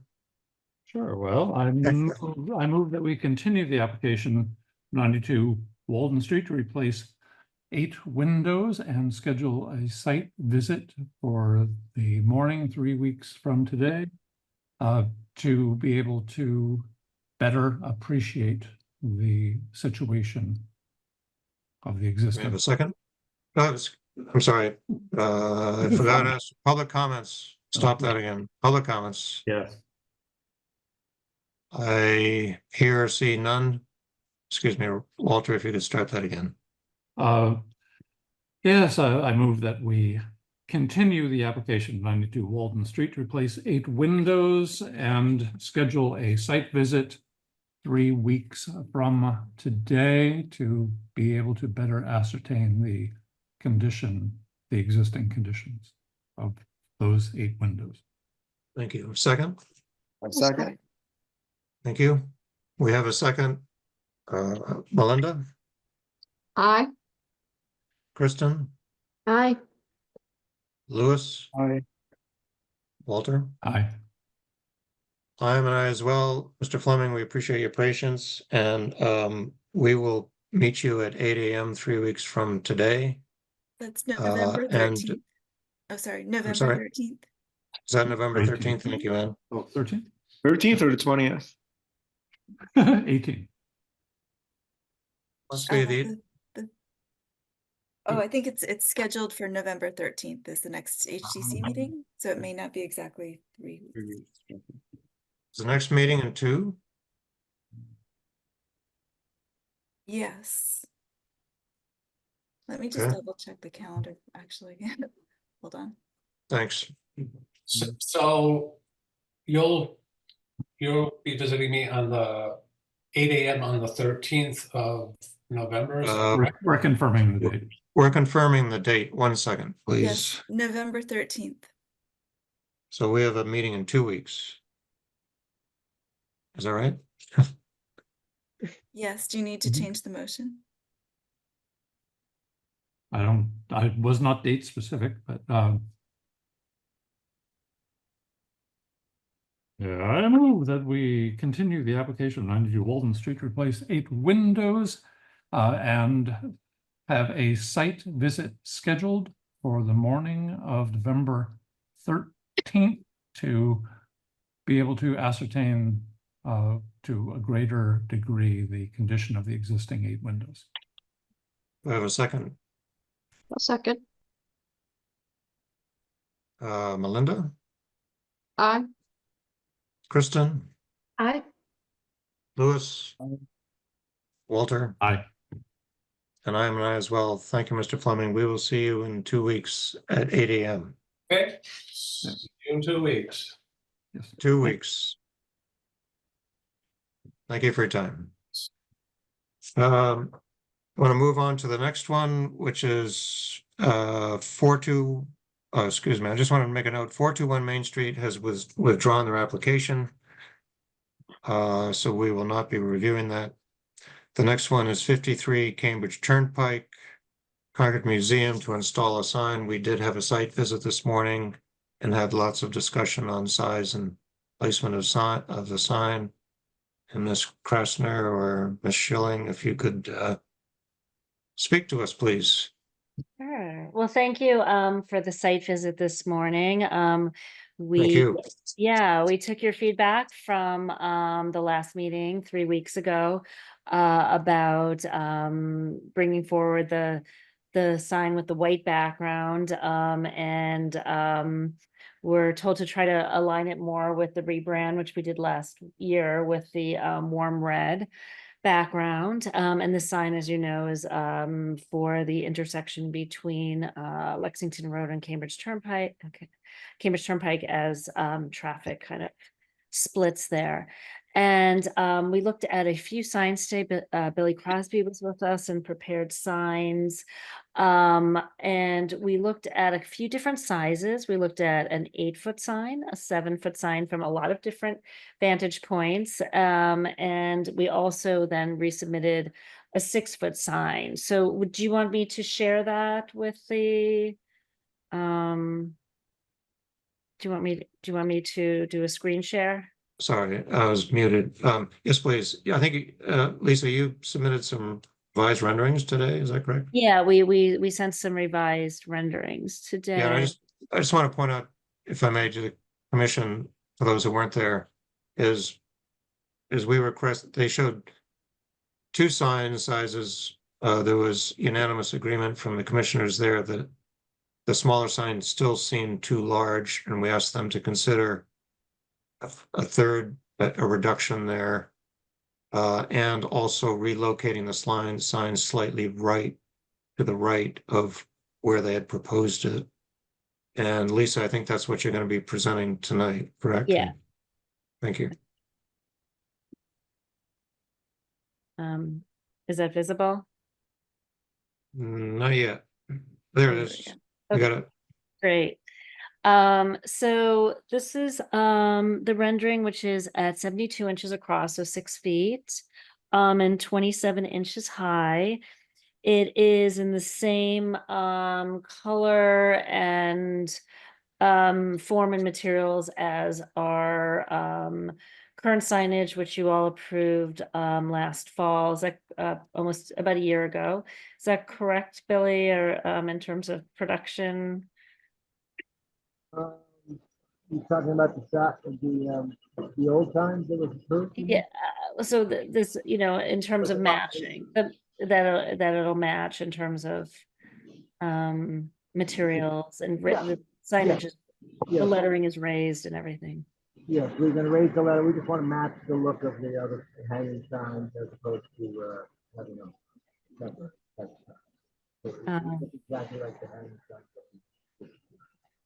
So we scaled it down a little bit, and we put it on we moved it over a little bit, and it's gonna look, as you know, as those of you who were there today, the vantage point just changed as you walked along the sidewalk. So this is, the recommended placement by the stone wall, very much straight on from across the street. I could scroll up. This would be it from what do you call it? From sort of across the street. Yeah, that's the sidewalk on The Lexington sidewalk, Road. yeah. Yeah, the sidewalk from across the street. This would be probably from like the Emerson House. Yeah. From the diagonal. Yeah. And this would be kind of, very up close. So, so up close, trying not to obscure the doorway of the original 1930 building. So The things were line moved- of sight to the doorway. Yeah. Yes. And that was, those are the signs that those are the placements we've captured. Many of you were there this morning, gave good feedback, so we tried to make the adjustments accordingly. It would also be on, I think, 3-inch metal posts, and the back would be finished. So, whether you're driving or you're walking, the back of the sign would have a finished look and feel to it. Correct, the thickness of the sign is very close to what you have, the blade signs you have now.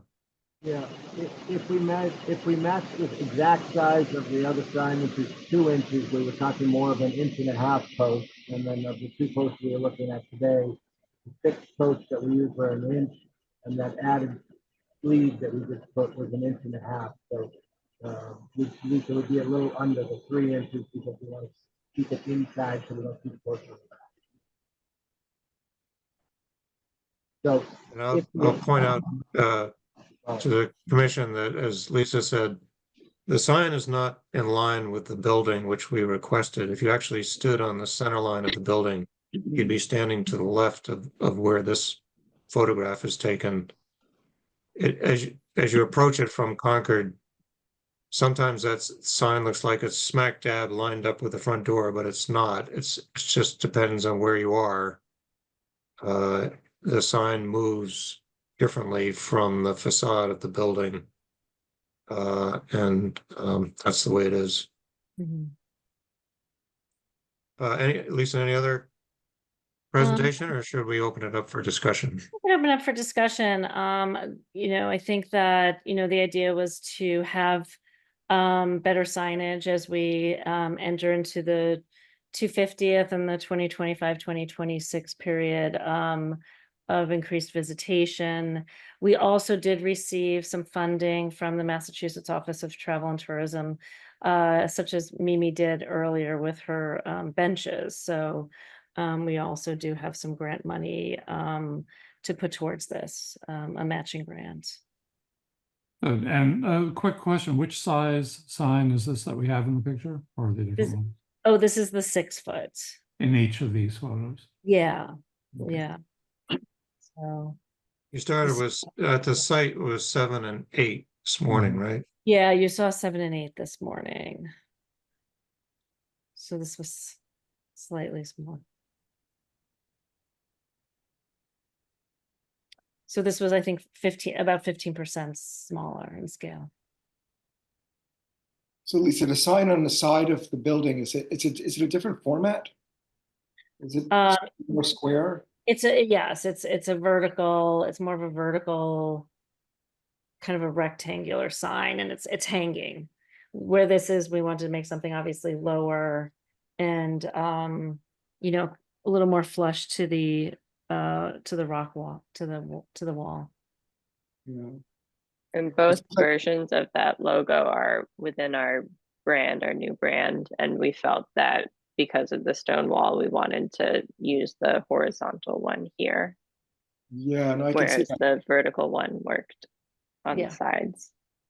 I think the logo is important. You've got a lot of red space in that, though. Like it almost seems like a wasted space.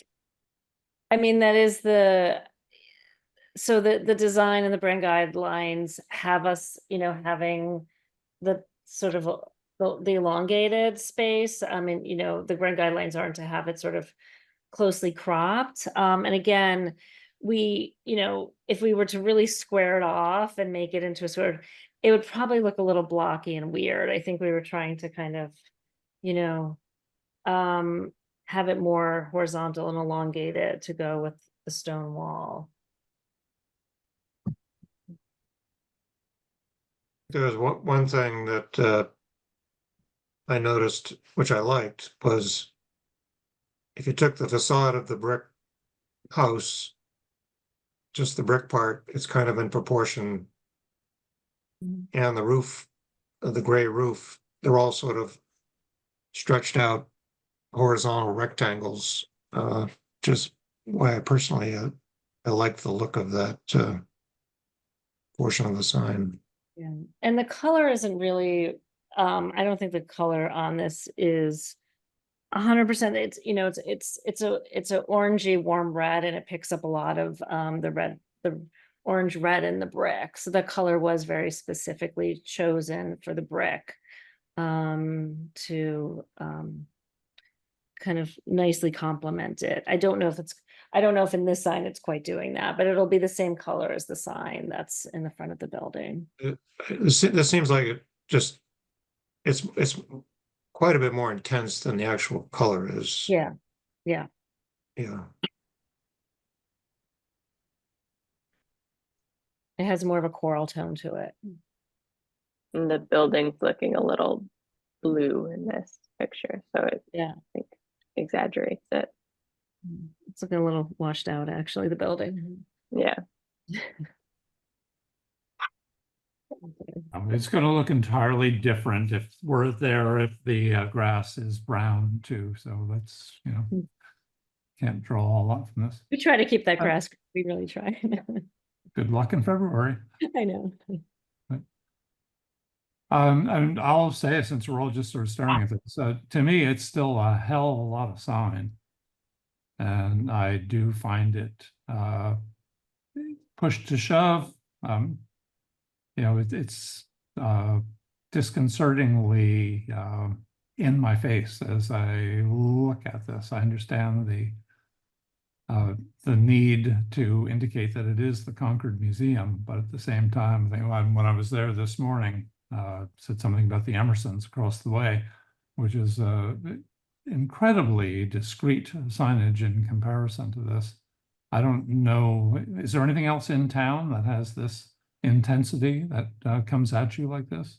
Well, I think the Concord Art Association also has, the deep red. The umbrella has, a much more colorful palette, but I think they have. Are they in an historic district? I'm not sure. Is it? It's next to the library. I'm not sure if the umbrella's in the historic district. But the art associations in the it certainly is. I'm looking at this and I'm wondering, the logo in conversation this morning, I know you were not thinking of the logo being able to carry itself just as a logo. But if the logo and the sign were the same height as the as the print, as the Concord Museum, you could take this sign down to 1/4 of its size and still carry the same proportion that Tim was lauding about in relation to the building and to the roof there. My impression, this morning and still looking at this, is that it's an awful lot of sign. And the other question that I have is, this is the third sign for the museum. Have you cleared that with other powers that be in town? We haven't submitted the variance yet, because we were hoping to have maybe more of a final design that you approved to send that to them. So it's still unclear as to whether you'll be allowed to have a third sign. Yeah. we wanted to bring it to HGC first. Yeah. And I mean, obviously, when we did the white with the black, which we showed you a few weeks ago, it was, I don't know if it was somewhat of a quieter design, look and feel, but I think, the idea of having it match the branding was pointed out as something that was, important and should align and had value. Right. Yeah, and I don't begrudge you that, but honoring the branding to the detriment of the physicality of the historic district is the concern that I would have about that. Mhm. And I have one other question. You kept the sign up all day long today? We did. Yeah, we did. Did we you did- notice an increase in traffic? That's actually a really I don't know. legitimate- I'd have to go see what the numbers were today. I would like to know that, because that's We had a that's the we had a argument big- for having the sign, isn't it? Hear any complaints? I will find it. It was pretty busy today when I was down there at 4 o'clock. There were a lot of people. I will say the shop was I mean, busy. it's People- busy times in Concord in the fall. It is. It yes, was but busy today, but I don't know. I'm wondering if there was a noticeable uptick. Yeah, so I think that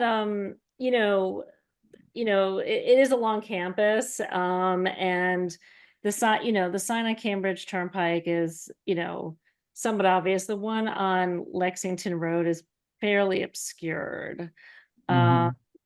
And I think the idea was, this was, my understanding was this was brought, a sign in this place, a horizontal sign was put forward to HDC back in 2017. So I think there has been kind of this continued desire to mark the side of the building as, visitors enter and exit Concord to be able to see those. Because as we are in a we're a museum in a residential neighborhood. Sorry about my dogs. As a museum in a residential neighborhood, we both want to, be respectful of the residential neighborhood, but we also don't want to be completely lost either. We have a wonderful relationship with the Emerson House, and they don't complain about our signage, but they're only open a partial time of the year, and I'm not advocating for them to have a bright purple sign. They could have a little bit clearer sign, though, in my opinion. Well, this is, I'd like to say we always give completely consistent comments, but it's an iterative process on this stuff. And I have to say, I don't disagree with Walter's comments. I was struck by how big the sign is, even when we reduced it. And I was listening to you carefully about, the logo relative to the words of Concord Museum. But independent of the graphic and independent of where you are on the branding and how it works with wherever else you've got branding, is if you asked me what proportion this sign would be, I have no problem with the length. I would prefer to have it half the size of what the height is now. So it's sort of not dissimilar from the white sign you had. Mhm. I love the color, love the graphic. I guess that's my question to you and the commission is that's what troubles me, is the height of it. Okay. And if it was more discreet, less covering up the facade without reducing text, and I know this is a logo to text, and you've got your talented graphic designers, I'm sure, that are, but I'm posing this as a question to you as the owner and to the commission is, could you look at an option that is considerably less high? The bottom stays the same, the length stays the same, the text stays the same. That doesn't impact on the logo. But it's a little bit, there's a discreteness to your other signs, which I really like. And I never look at them twice. I just think they look totally appropriate. And I still share Walter's concerns as I'm looking at it now. And just giving you honest feedback, I guess. I'm wondering what the other commissioners think, and Lisa, your response to that.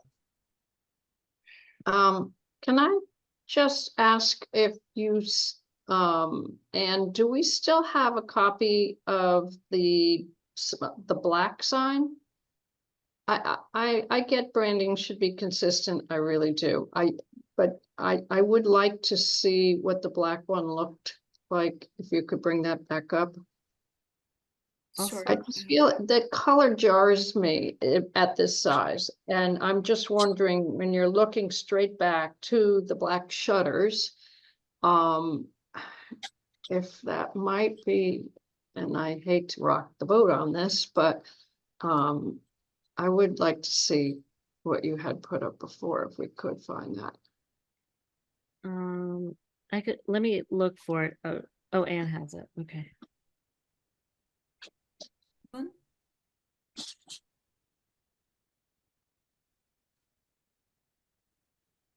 I like how this one doesn't dominate the landscape.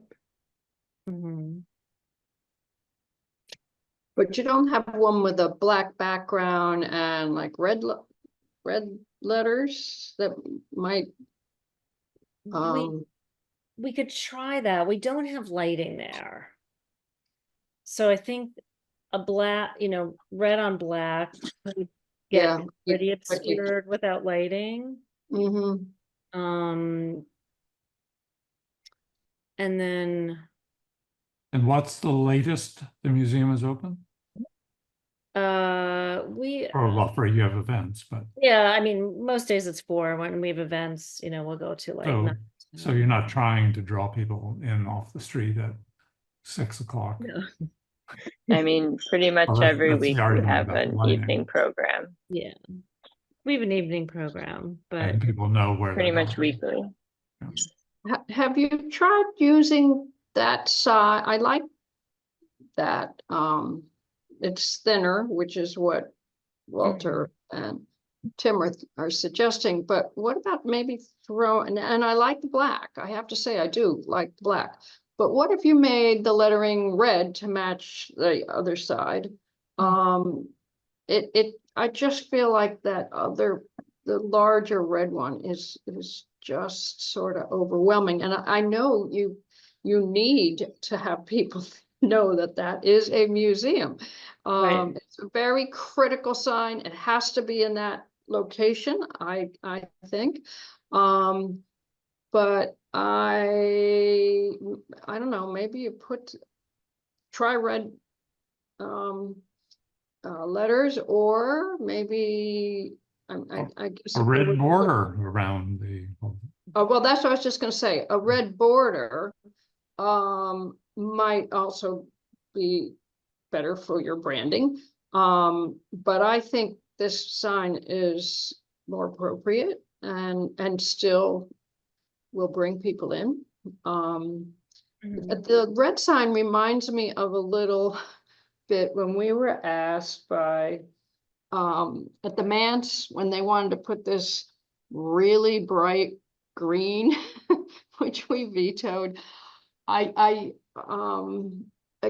this building is not as old as the Manse. It's not.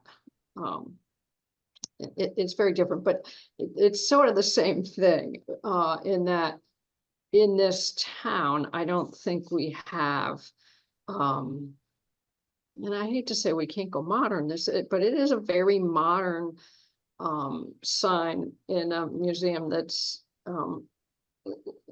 most of which is not that modern. So anyways, I'd like to see it with red writing, which that hard to just what get if a we look were, at that. I mean, we could potentially we could look at the white on, we could look at the black on white, we could look at the black on red, we can look at red on white. I mean, we could try a few different color combinations within the red, black, and white. You might even be able to use the CM logo on one I side think and the scale has to get higher with the logo. do that That's, too. yeah, I You mean, could if do- what I'm hearing is that. For you, it has to get higher. For everybody else, it doesn't necessarily. I don't know if the designers, I mean, we could see, I mean, I think it's just proportionate of like, you know, not having the CM be so, the stacked CM be the same size as the Concord Museum. So we could, maybe we play with a few different color combinations, but what I'm hearing is kind of the thinner profile is what's more acceptable. I just want to Mhm. mention, Linda, that these renderings that they're presenting tonight, I'd say that color is just a guess. It's like, it's way more intense than what the existing signs are. So it's a little deceiving. It is, or it's quite a bit deceiving. When you stand there out on the site and look in the distance at what the existing signs are, they look to me, they look totally appropriate with the brick color.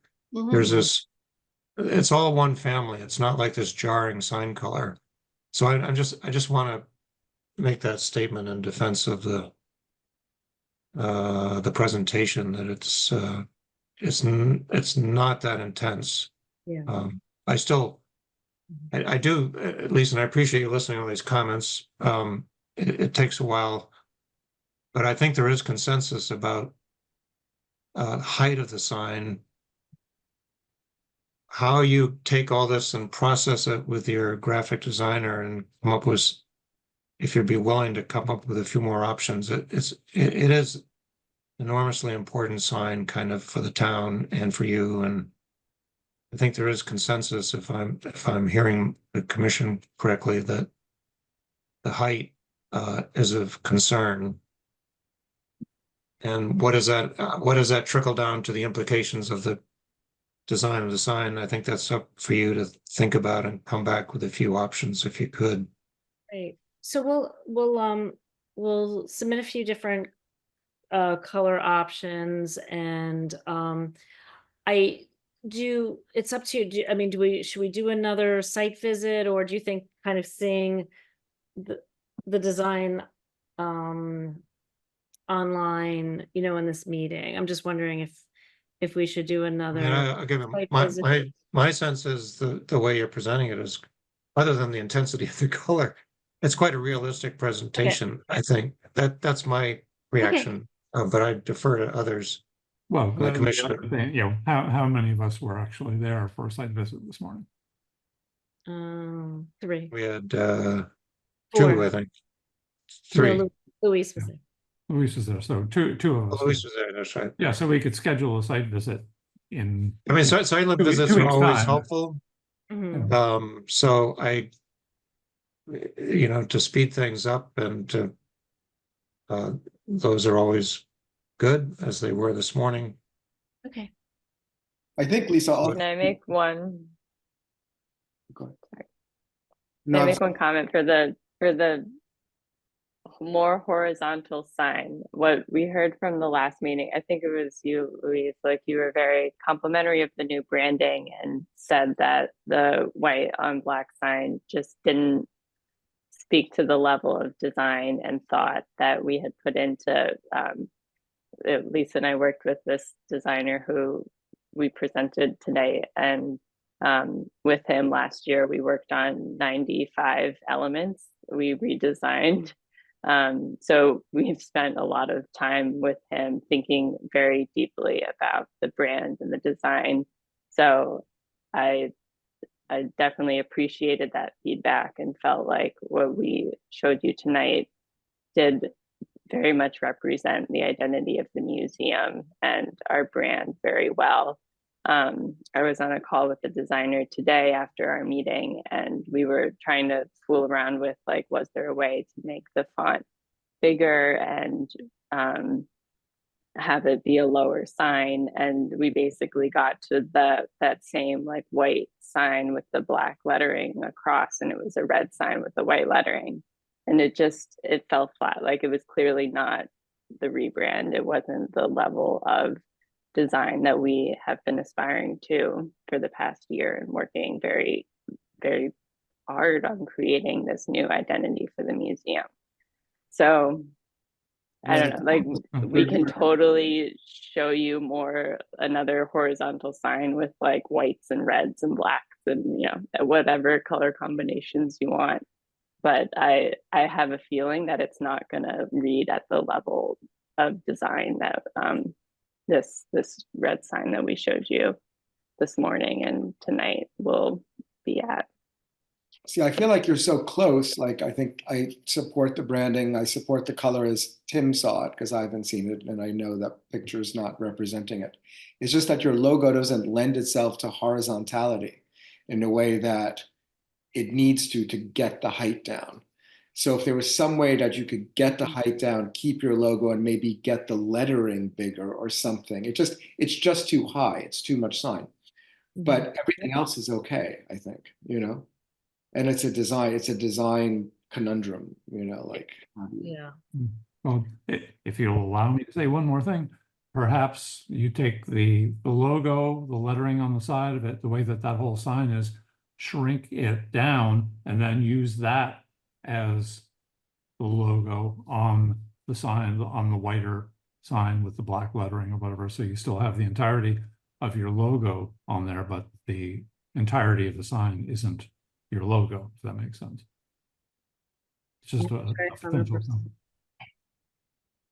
Could you explain So that? you take the sign that we saw, portions that we saw, shrink it down, squash it down so it's 1 foot by 1 foot.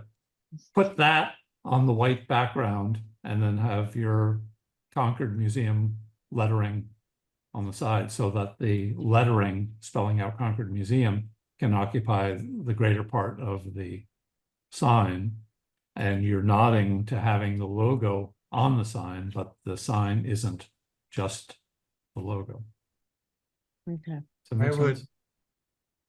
I agree with what Allison was saying. I think we got to be very cautious here. They have put in a tremendous amount of graphic design thought, and to have this be something different, like banding, whatever it is, it's just my opinion, but I think they've got a very strong graphic, and we've given them the challenge. It's not our job to come up with a solution, but I agree wholeheartedly with Allison's concerns that we don't want to water this thing down. We have to let them do their thing, and try to keep with the colors that they have, and take our proport. It's really a proportion concern, so it isn't a sort of a piece of plywood. Forgive my saying that, but it's just that's what we're seeing. I think collectively we're seeing is it just seems a little bit too high. So what if we were to go back and I think potentially maintain the red, do a 6 foot, because we did not look at a 6 foot sign. So do a 6. We had a 7. What? A 7. I thought the 6 foot was presented today. We saw a 7 and an 8, and then you presented them tonight as a 6 foot. So what I presented tonight was a 6 foot. If we did perhaps a 6 foot mock-up, we could work with the designer to see if there's other creative ways to maintain the brand identity and the look and the feel. We can give one more try. That's not as high, right? Yeah, I mean, trying to kind of trying to see if there's a way we can bring the size down without completely, while still maintaining legibility of the Concord Museum. I think that's kind of our challenge. But having the black lettering on white, it does not maintain, faithfulness to the brand identity. It does get us a sign, which, would be somewhat helpful, but it would definitely look like it was perhaps part of a different branding exercise. Yeah, it would look like I would be Mhm. I would have big concerns about that myself, but Yeah, okay. that's just me. So, Yes, and I'm amused, but we should be aware that we have had other corporations specifically tailor their signage and abandon their corporate logo to accommodate the historic districts in Concord. So I say that with a smile. I'm also looking at your Instagram logo, which is right now, which is square, and it's excellent. You know, like it's a radical departure from what we're talking about. But would we consider a square sign on maybe a post that's hanging in front facing? I don't know, just. Oh, I see what you're saying. That's the sign that's exactly what's at the front door. Is Yeah. Have that a bigger version of that in the front. I know everybody likes the horizontality and the roof and the bricks, but it also would be much smaller and very visible and preserve your branding. Mhm. I mean, it could be 4 foot by 4 feet, or I don't know, 5 feet by 5 feet. But just an idea to think about changing the format. Mhm. Sorry to throw that in there. Yeah, no, understood. Yeah, I mean, we pretty much have a horizontal and a vertical version, so we could see if there's a way to do something that, I don't know, we were sort of, you know, trying to stay horizontal, but maybe there is something vertical that could be done. Or square, square. But going Well, back, what Lewis has said, I do really like this on Instagram with the circle, says CM, and then Concord Museum in white Yeah. on a dark red background. Mm-hmm. It looks nice. Yeah, thank you. So yeah, as Allison said, I mean, you know, there were nearly 100 pieces of content that needed to be changed for the rebrand. So, well, if we've confused you enough, maybe we should stop there. yeah, no, I appreciate it. So we're hearing the overall sense of either trying something, maintaining something horizontal, but not as high, and potentially moving to another shape, potentially going to. You could consider that if you'd like, yeah.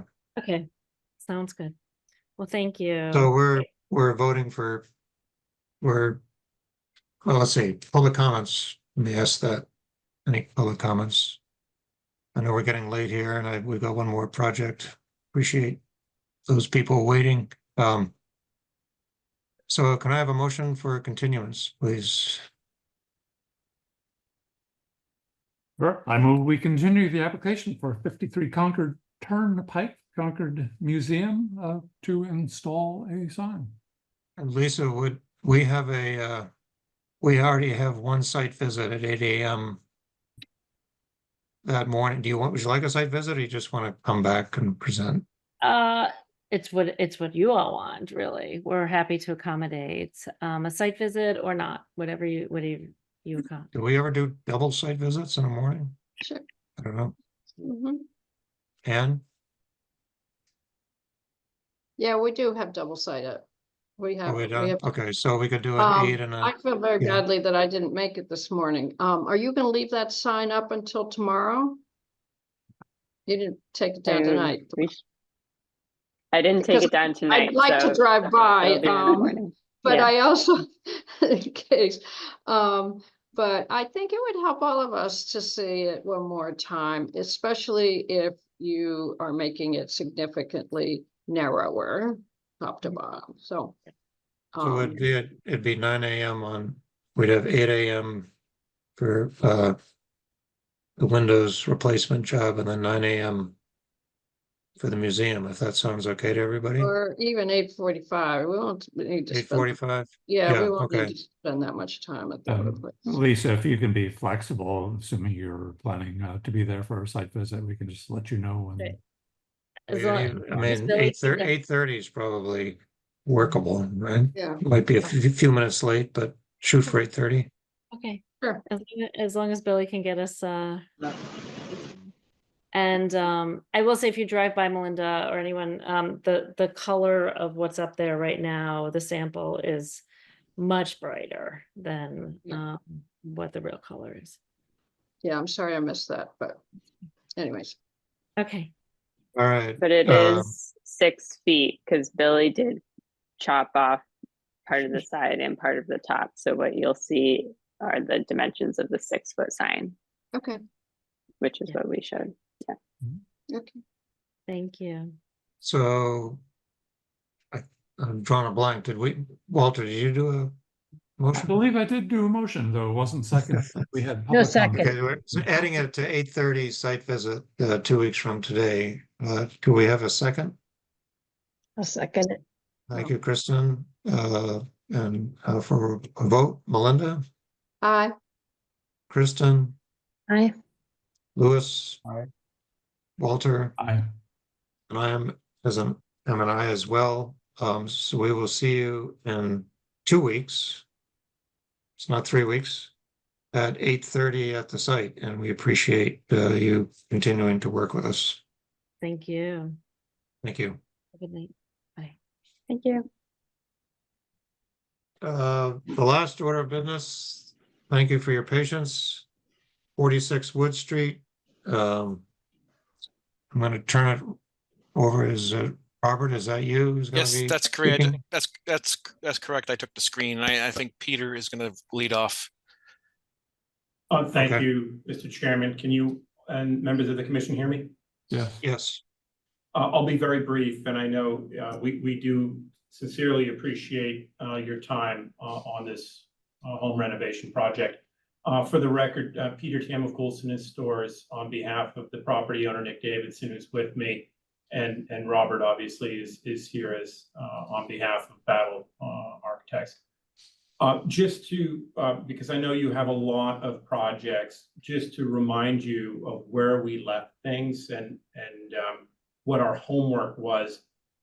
This was a continuation from October 9th that followed your site walk that morning, following a prior continuation from the hearing on September 18th.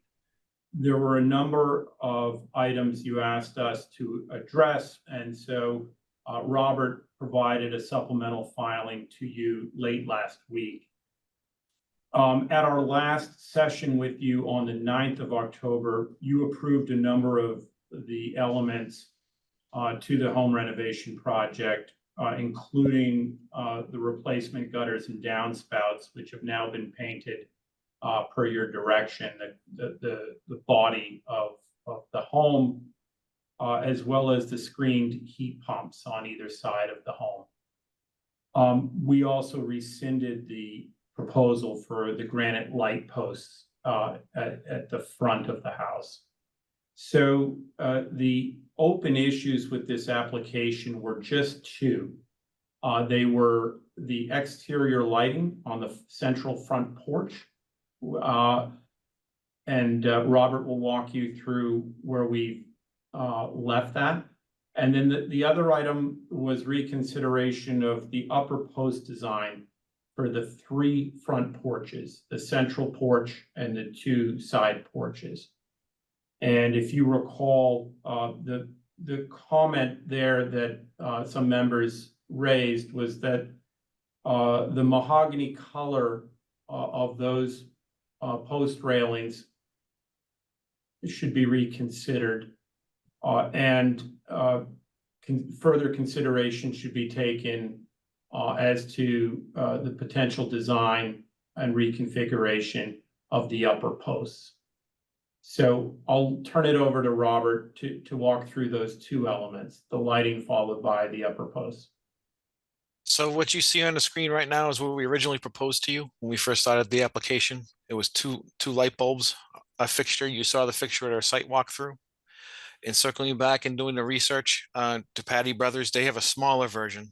Again, the color is different. It's going to be this color, but it's a single light bulb. It's about 2. It's smaller. And also, I was in rereading and memorizing the requirements for the lighting for your bylaws. You don't want to have no more than 40 watt. 40 watt. We're going to recommend 25 watt, 25 watt Kendall-Barra bulb.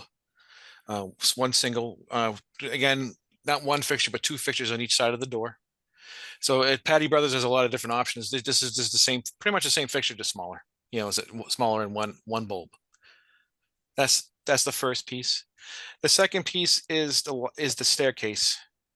So what was there, what you saw in the first walkthrough, and I'm not sure if you guys had a chance to see the drive by or see what's been done before tonight's hearing. This is what it looked like before, and I'm going to do almost the same. Like this is what it's painted. So it doesn't change a lot. It kind of fades away into with the trim and the white surrounding everything that's been painted white on the building. That's kind of a side view of it. That's where we stand with this, and was wondering if this is does it feel enough? That's enough of a change. It seems pretty significant, especially when you see it from the street. Is that a significant amount to kind of have it go away or kind of have it not be as prominent? So that was the thoughts and feels. We have not done the other stairs as of yet. This has not been installed and this has not been changed, but we just did one, which was the most, you know, kind of pretty much the most visible from the street, other than these guys who haven't been put in yet. But we'd like to see your comments of how you feel this looks now. First the light fixture, then the staircase. How do you feel how it looks now in terms of going around town? You can see all the other staircases that we, as you know, going by the office or to and from this site, you see a lot of these newel posts that are painted and they kind of fade away. They are not I should say not as dominant. I'm wondering, the question is how do you guys feel about this and this change, and also the change to the light fixture? I'll open it up for comments, and I have other photos. Those are the 2 best photos, I think. But I'll leave it up to you guys for your comments. Thank you for your time, as always. Thank you, Robert. Open it for comments. I'd like to say I think that the new railing is a significant improvement. And sorry, is much Melinda? more. Oh, sorry, wrong project. Am I the only person can you repeat that, Melinda? I think it's Melinda, we're losing you. Oh crap. No? Can you hear me? You're breaking up. I'm breaking up. I don't know if it's me or I can hear you. you. We can hear you now, Melinda. Oh, okay. I don't know what's the matter with my computer here, but Try no, it. I just Start want to say again. I think it's significantly better. It's less obtrusive. It goes much better with the whole design of the house. I think it's just fine now. Does that help? Yeah. Other comments? Yeah, what's with the 2 bulb fixture on the wall there? Where are you pointing at? I'm sorry. The flood. This Yeah. guy? Yeah. Was that there before? As far as I know, Nick and Peter, do you know? The mounted fixture on the left of the stairwell. That was and will soon be again a sconce type light that has been on the house for quite a while. A decorative sconce light. It was temporarily replaced with a motion activated sensor for security purposes during construction, but it's very temporary. And I can't wait to see it go. And there are others on the house. I believe there is. We did the same thing. My contractor did the same thing on a light on the porch by the kitchen door on the river side or the River Street side of the house. And there may be possibly a third one. I don't know if they're more than that. It's a very temporary during construction thing, and there's no possibility we're going to leave those there. The current plan is to put back the old bronze, I think they're bronze sconces that are sort of 1890s looking, I suppose. And if there were to be any changes to those, we would of course bring that before the commission. Currently, there are no plans to change the appearance in that regard. And I have one other question about this picture, which is neither here nor there, but you have a downspout going down is that connected or going to be connected to something? You're talking this guy? Yeah. The downspout, I'm sorry, on the corner of the house? Yeah, the one that's right next to the screen. That is a downspout that is, I believe, now hooked up to a drainage system. And the downspout has been there, I think as long as the house. Okay, And I'm just as a concerned fellow homeowner, I would think you'd want to direct that someplace else other than where it is. there were lots of moisture issues around that corner. I don't recall to what extent the downspout was implicated. It could have been playing a role. The downspout is now connected to a pipe which runs underground into a French drain, and then around to the right of the house as we're viewing it from this side. And so all the water coming out of that downspout is now being systematically carried away underground in a system of piping towards the river. As I say, that was not speaking as a commissioner, that was speaking as a concerned fellow homeowner. No, thank you. That, yes, it would have, yeah, appreciate it. Very good. That was the fixture that was there before. This is an older photo. But that's the fixture that was there. It's going back. Just to let you guys know. Yep. Other comments from commissioners? So, and I will say also, I think that the painting it out white is a significant improvement. Were it me, in terms of the historicity of things, I don't know about the big old bowl on the tops of those things, which really does scream interior to me. But when they're painted out, they disappear significantly. I don't see that kind of construction on exterior newels and balusters generally. Other comments? I have no objections. I have no objections either. I appreciate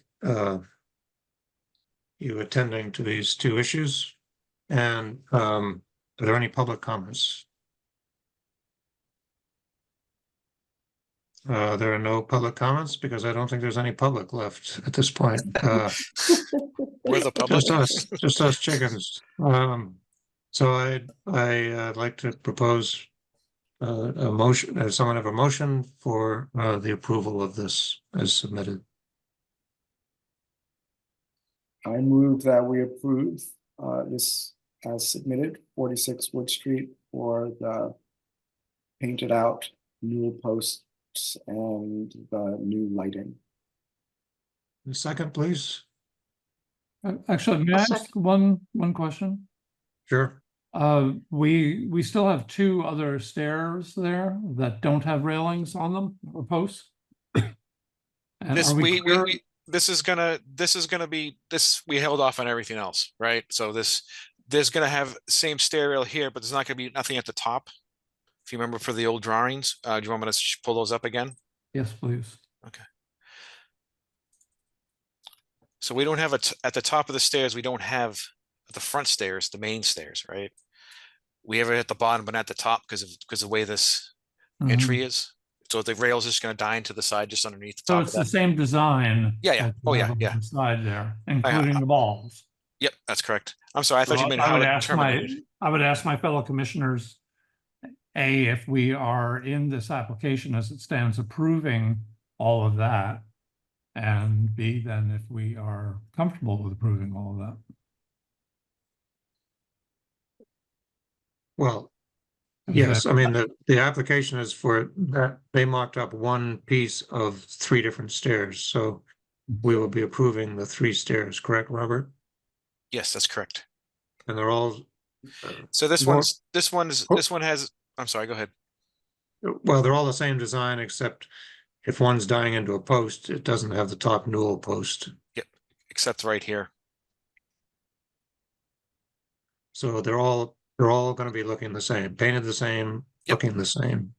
Exactly. Because my understanding is that we were sort of grudgingly acceding to the one on the far right there, since it was already in position, and if we painted it out to match the trim color, it wouldn't be so jarring.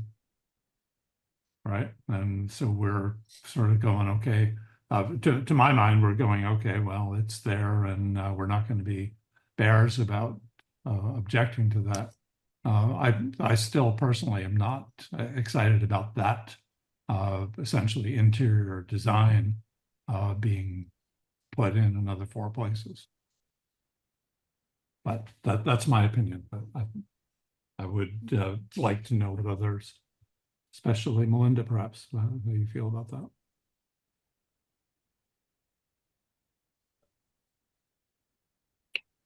I personally don't have a concern about it.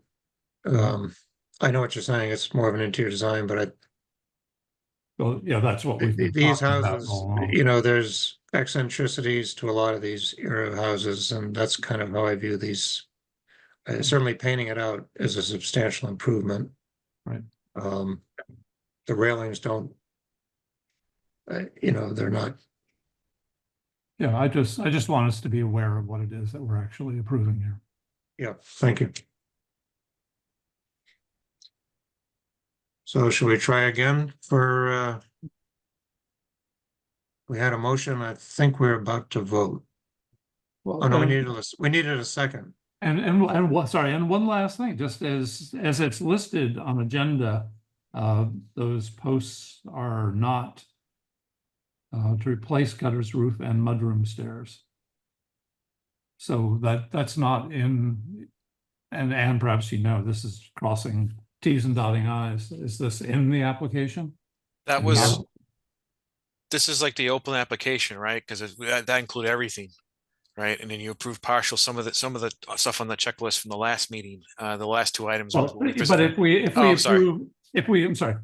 we approve what I have on my agenda, it is to replace gutters, which is already done, roof and mudroom stairs. This is just the old pros. Install HVAC system, adds console lighting and 2 light posts. So as it shows up on the agenda, it bears little relationship to what we're actually approving and discussing this evening. So I'm wondering how the and sorry for doing all this, but I'm wondering what the actual application reads. Because if we approve the application as presented,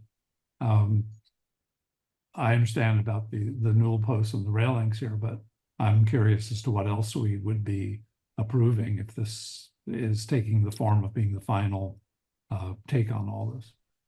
Mr. Chairman, I can answer that. The legal notice and the continuation is intended to put the public on notice reasonably as to the nature of the application.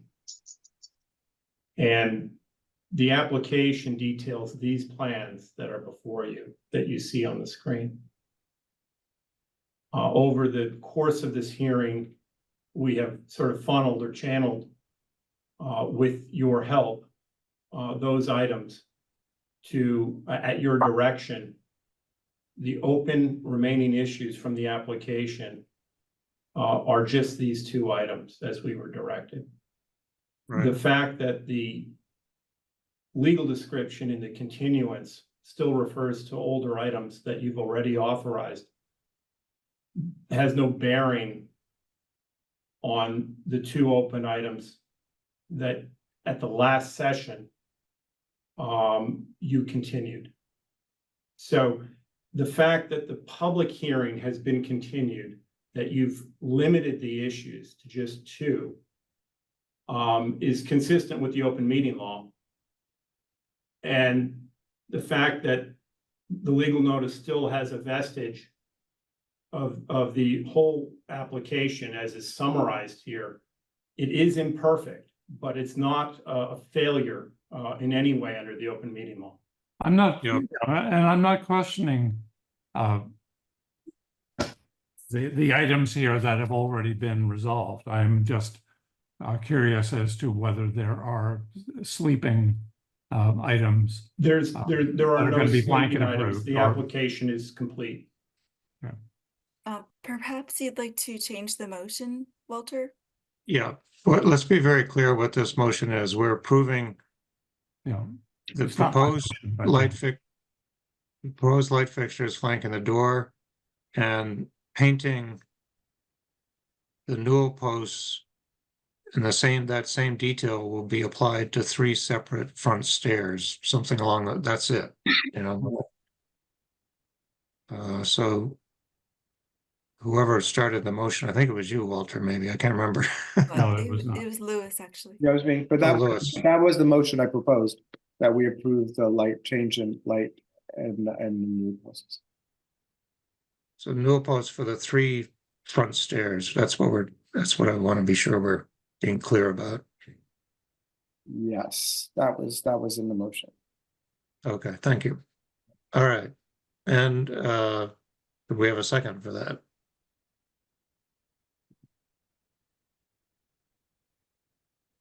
I'll second it. Thank you. It's getting very late. And I have a vote. Melinda? Here, I mean, I. Kristen? Aye. Louis? Aye. Walter? Aye. And I am an aye as well. Thank you, Peter and Robert. I hope that takes care of things for a while. It will. We do plan to be back, and we really appreciate all of your time. Great, likewise. And let's see, Anne, I don't think there's anything else for tonight, so that ends that meeting. Do I have a motion to adjourn? I move we adjourn. Second? Second. All in favor, wave your hands. Aye. Thank you, everybody.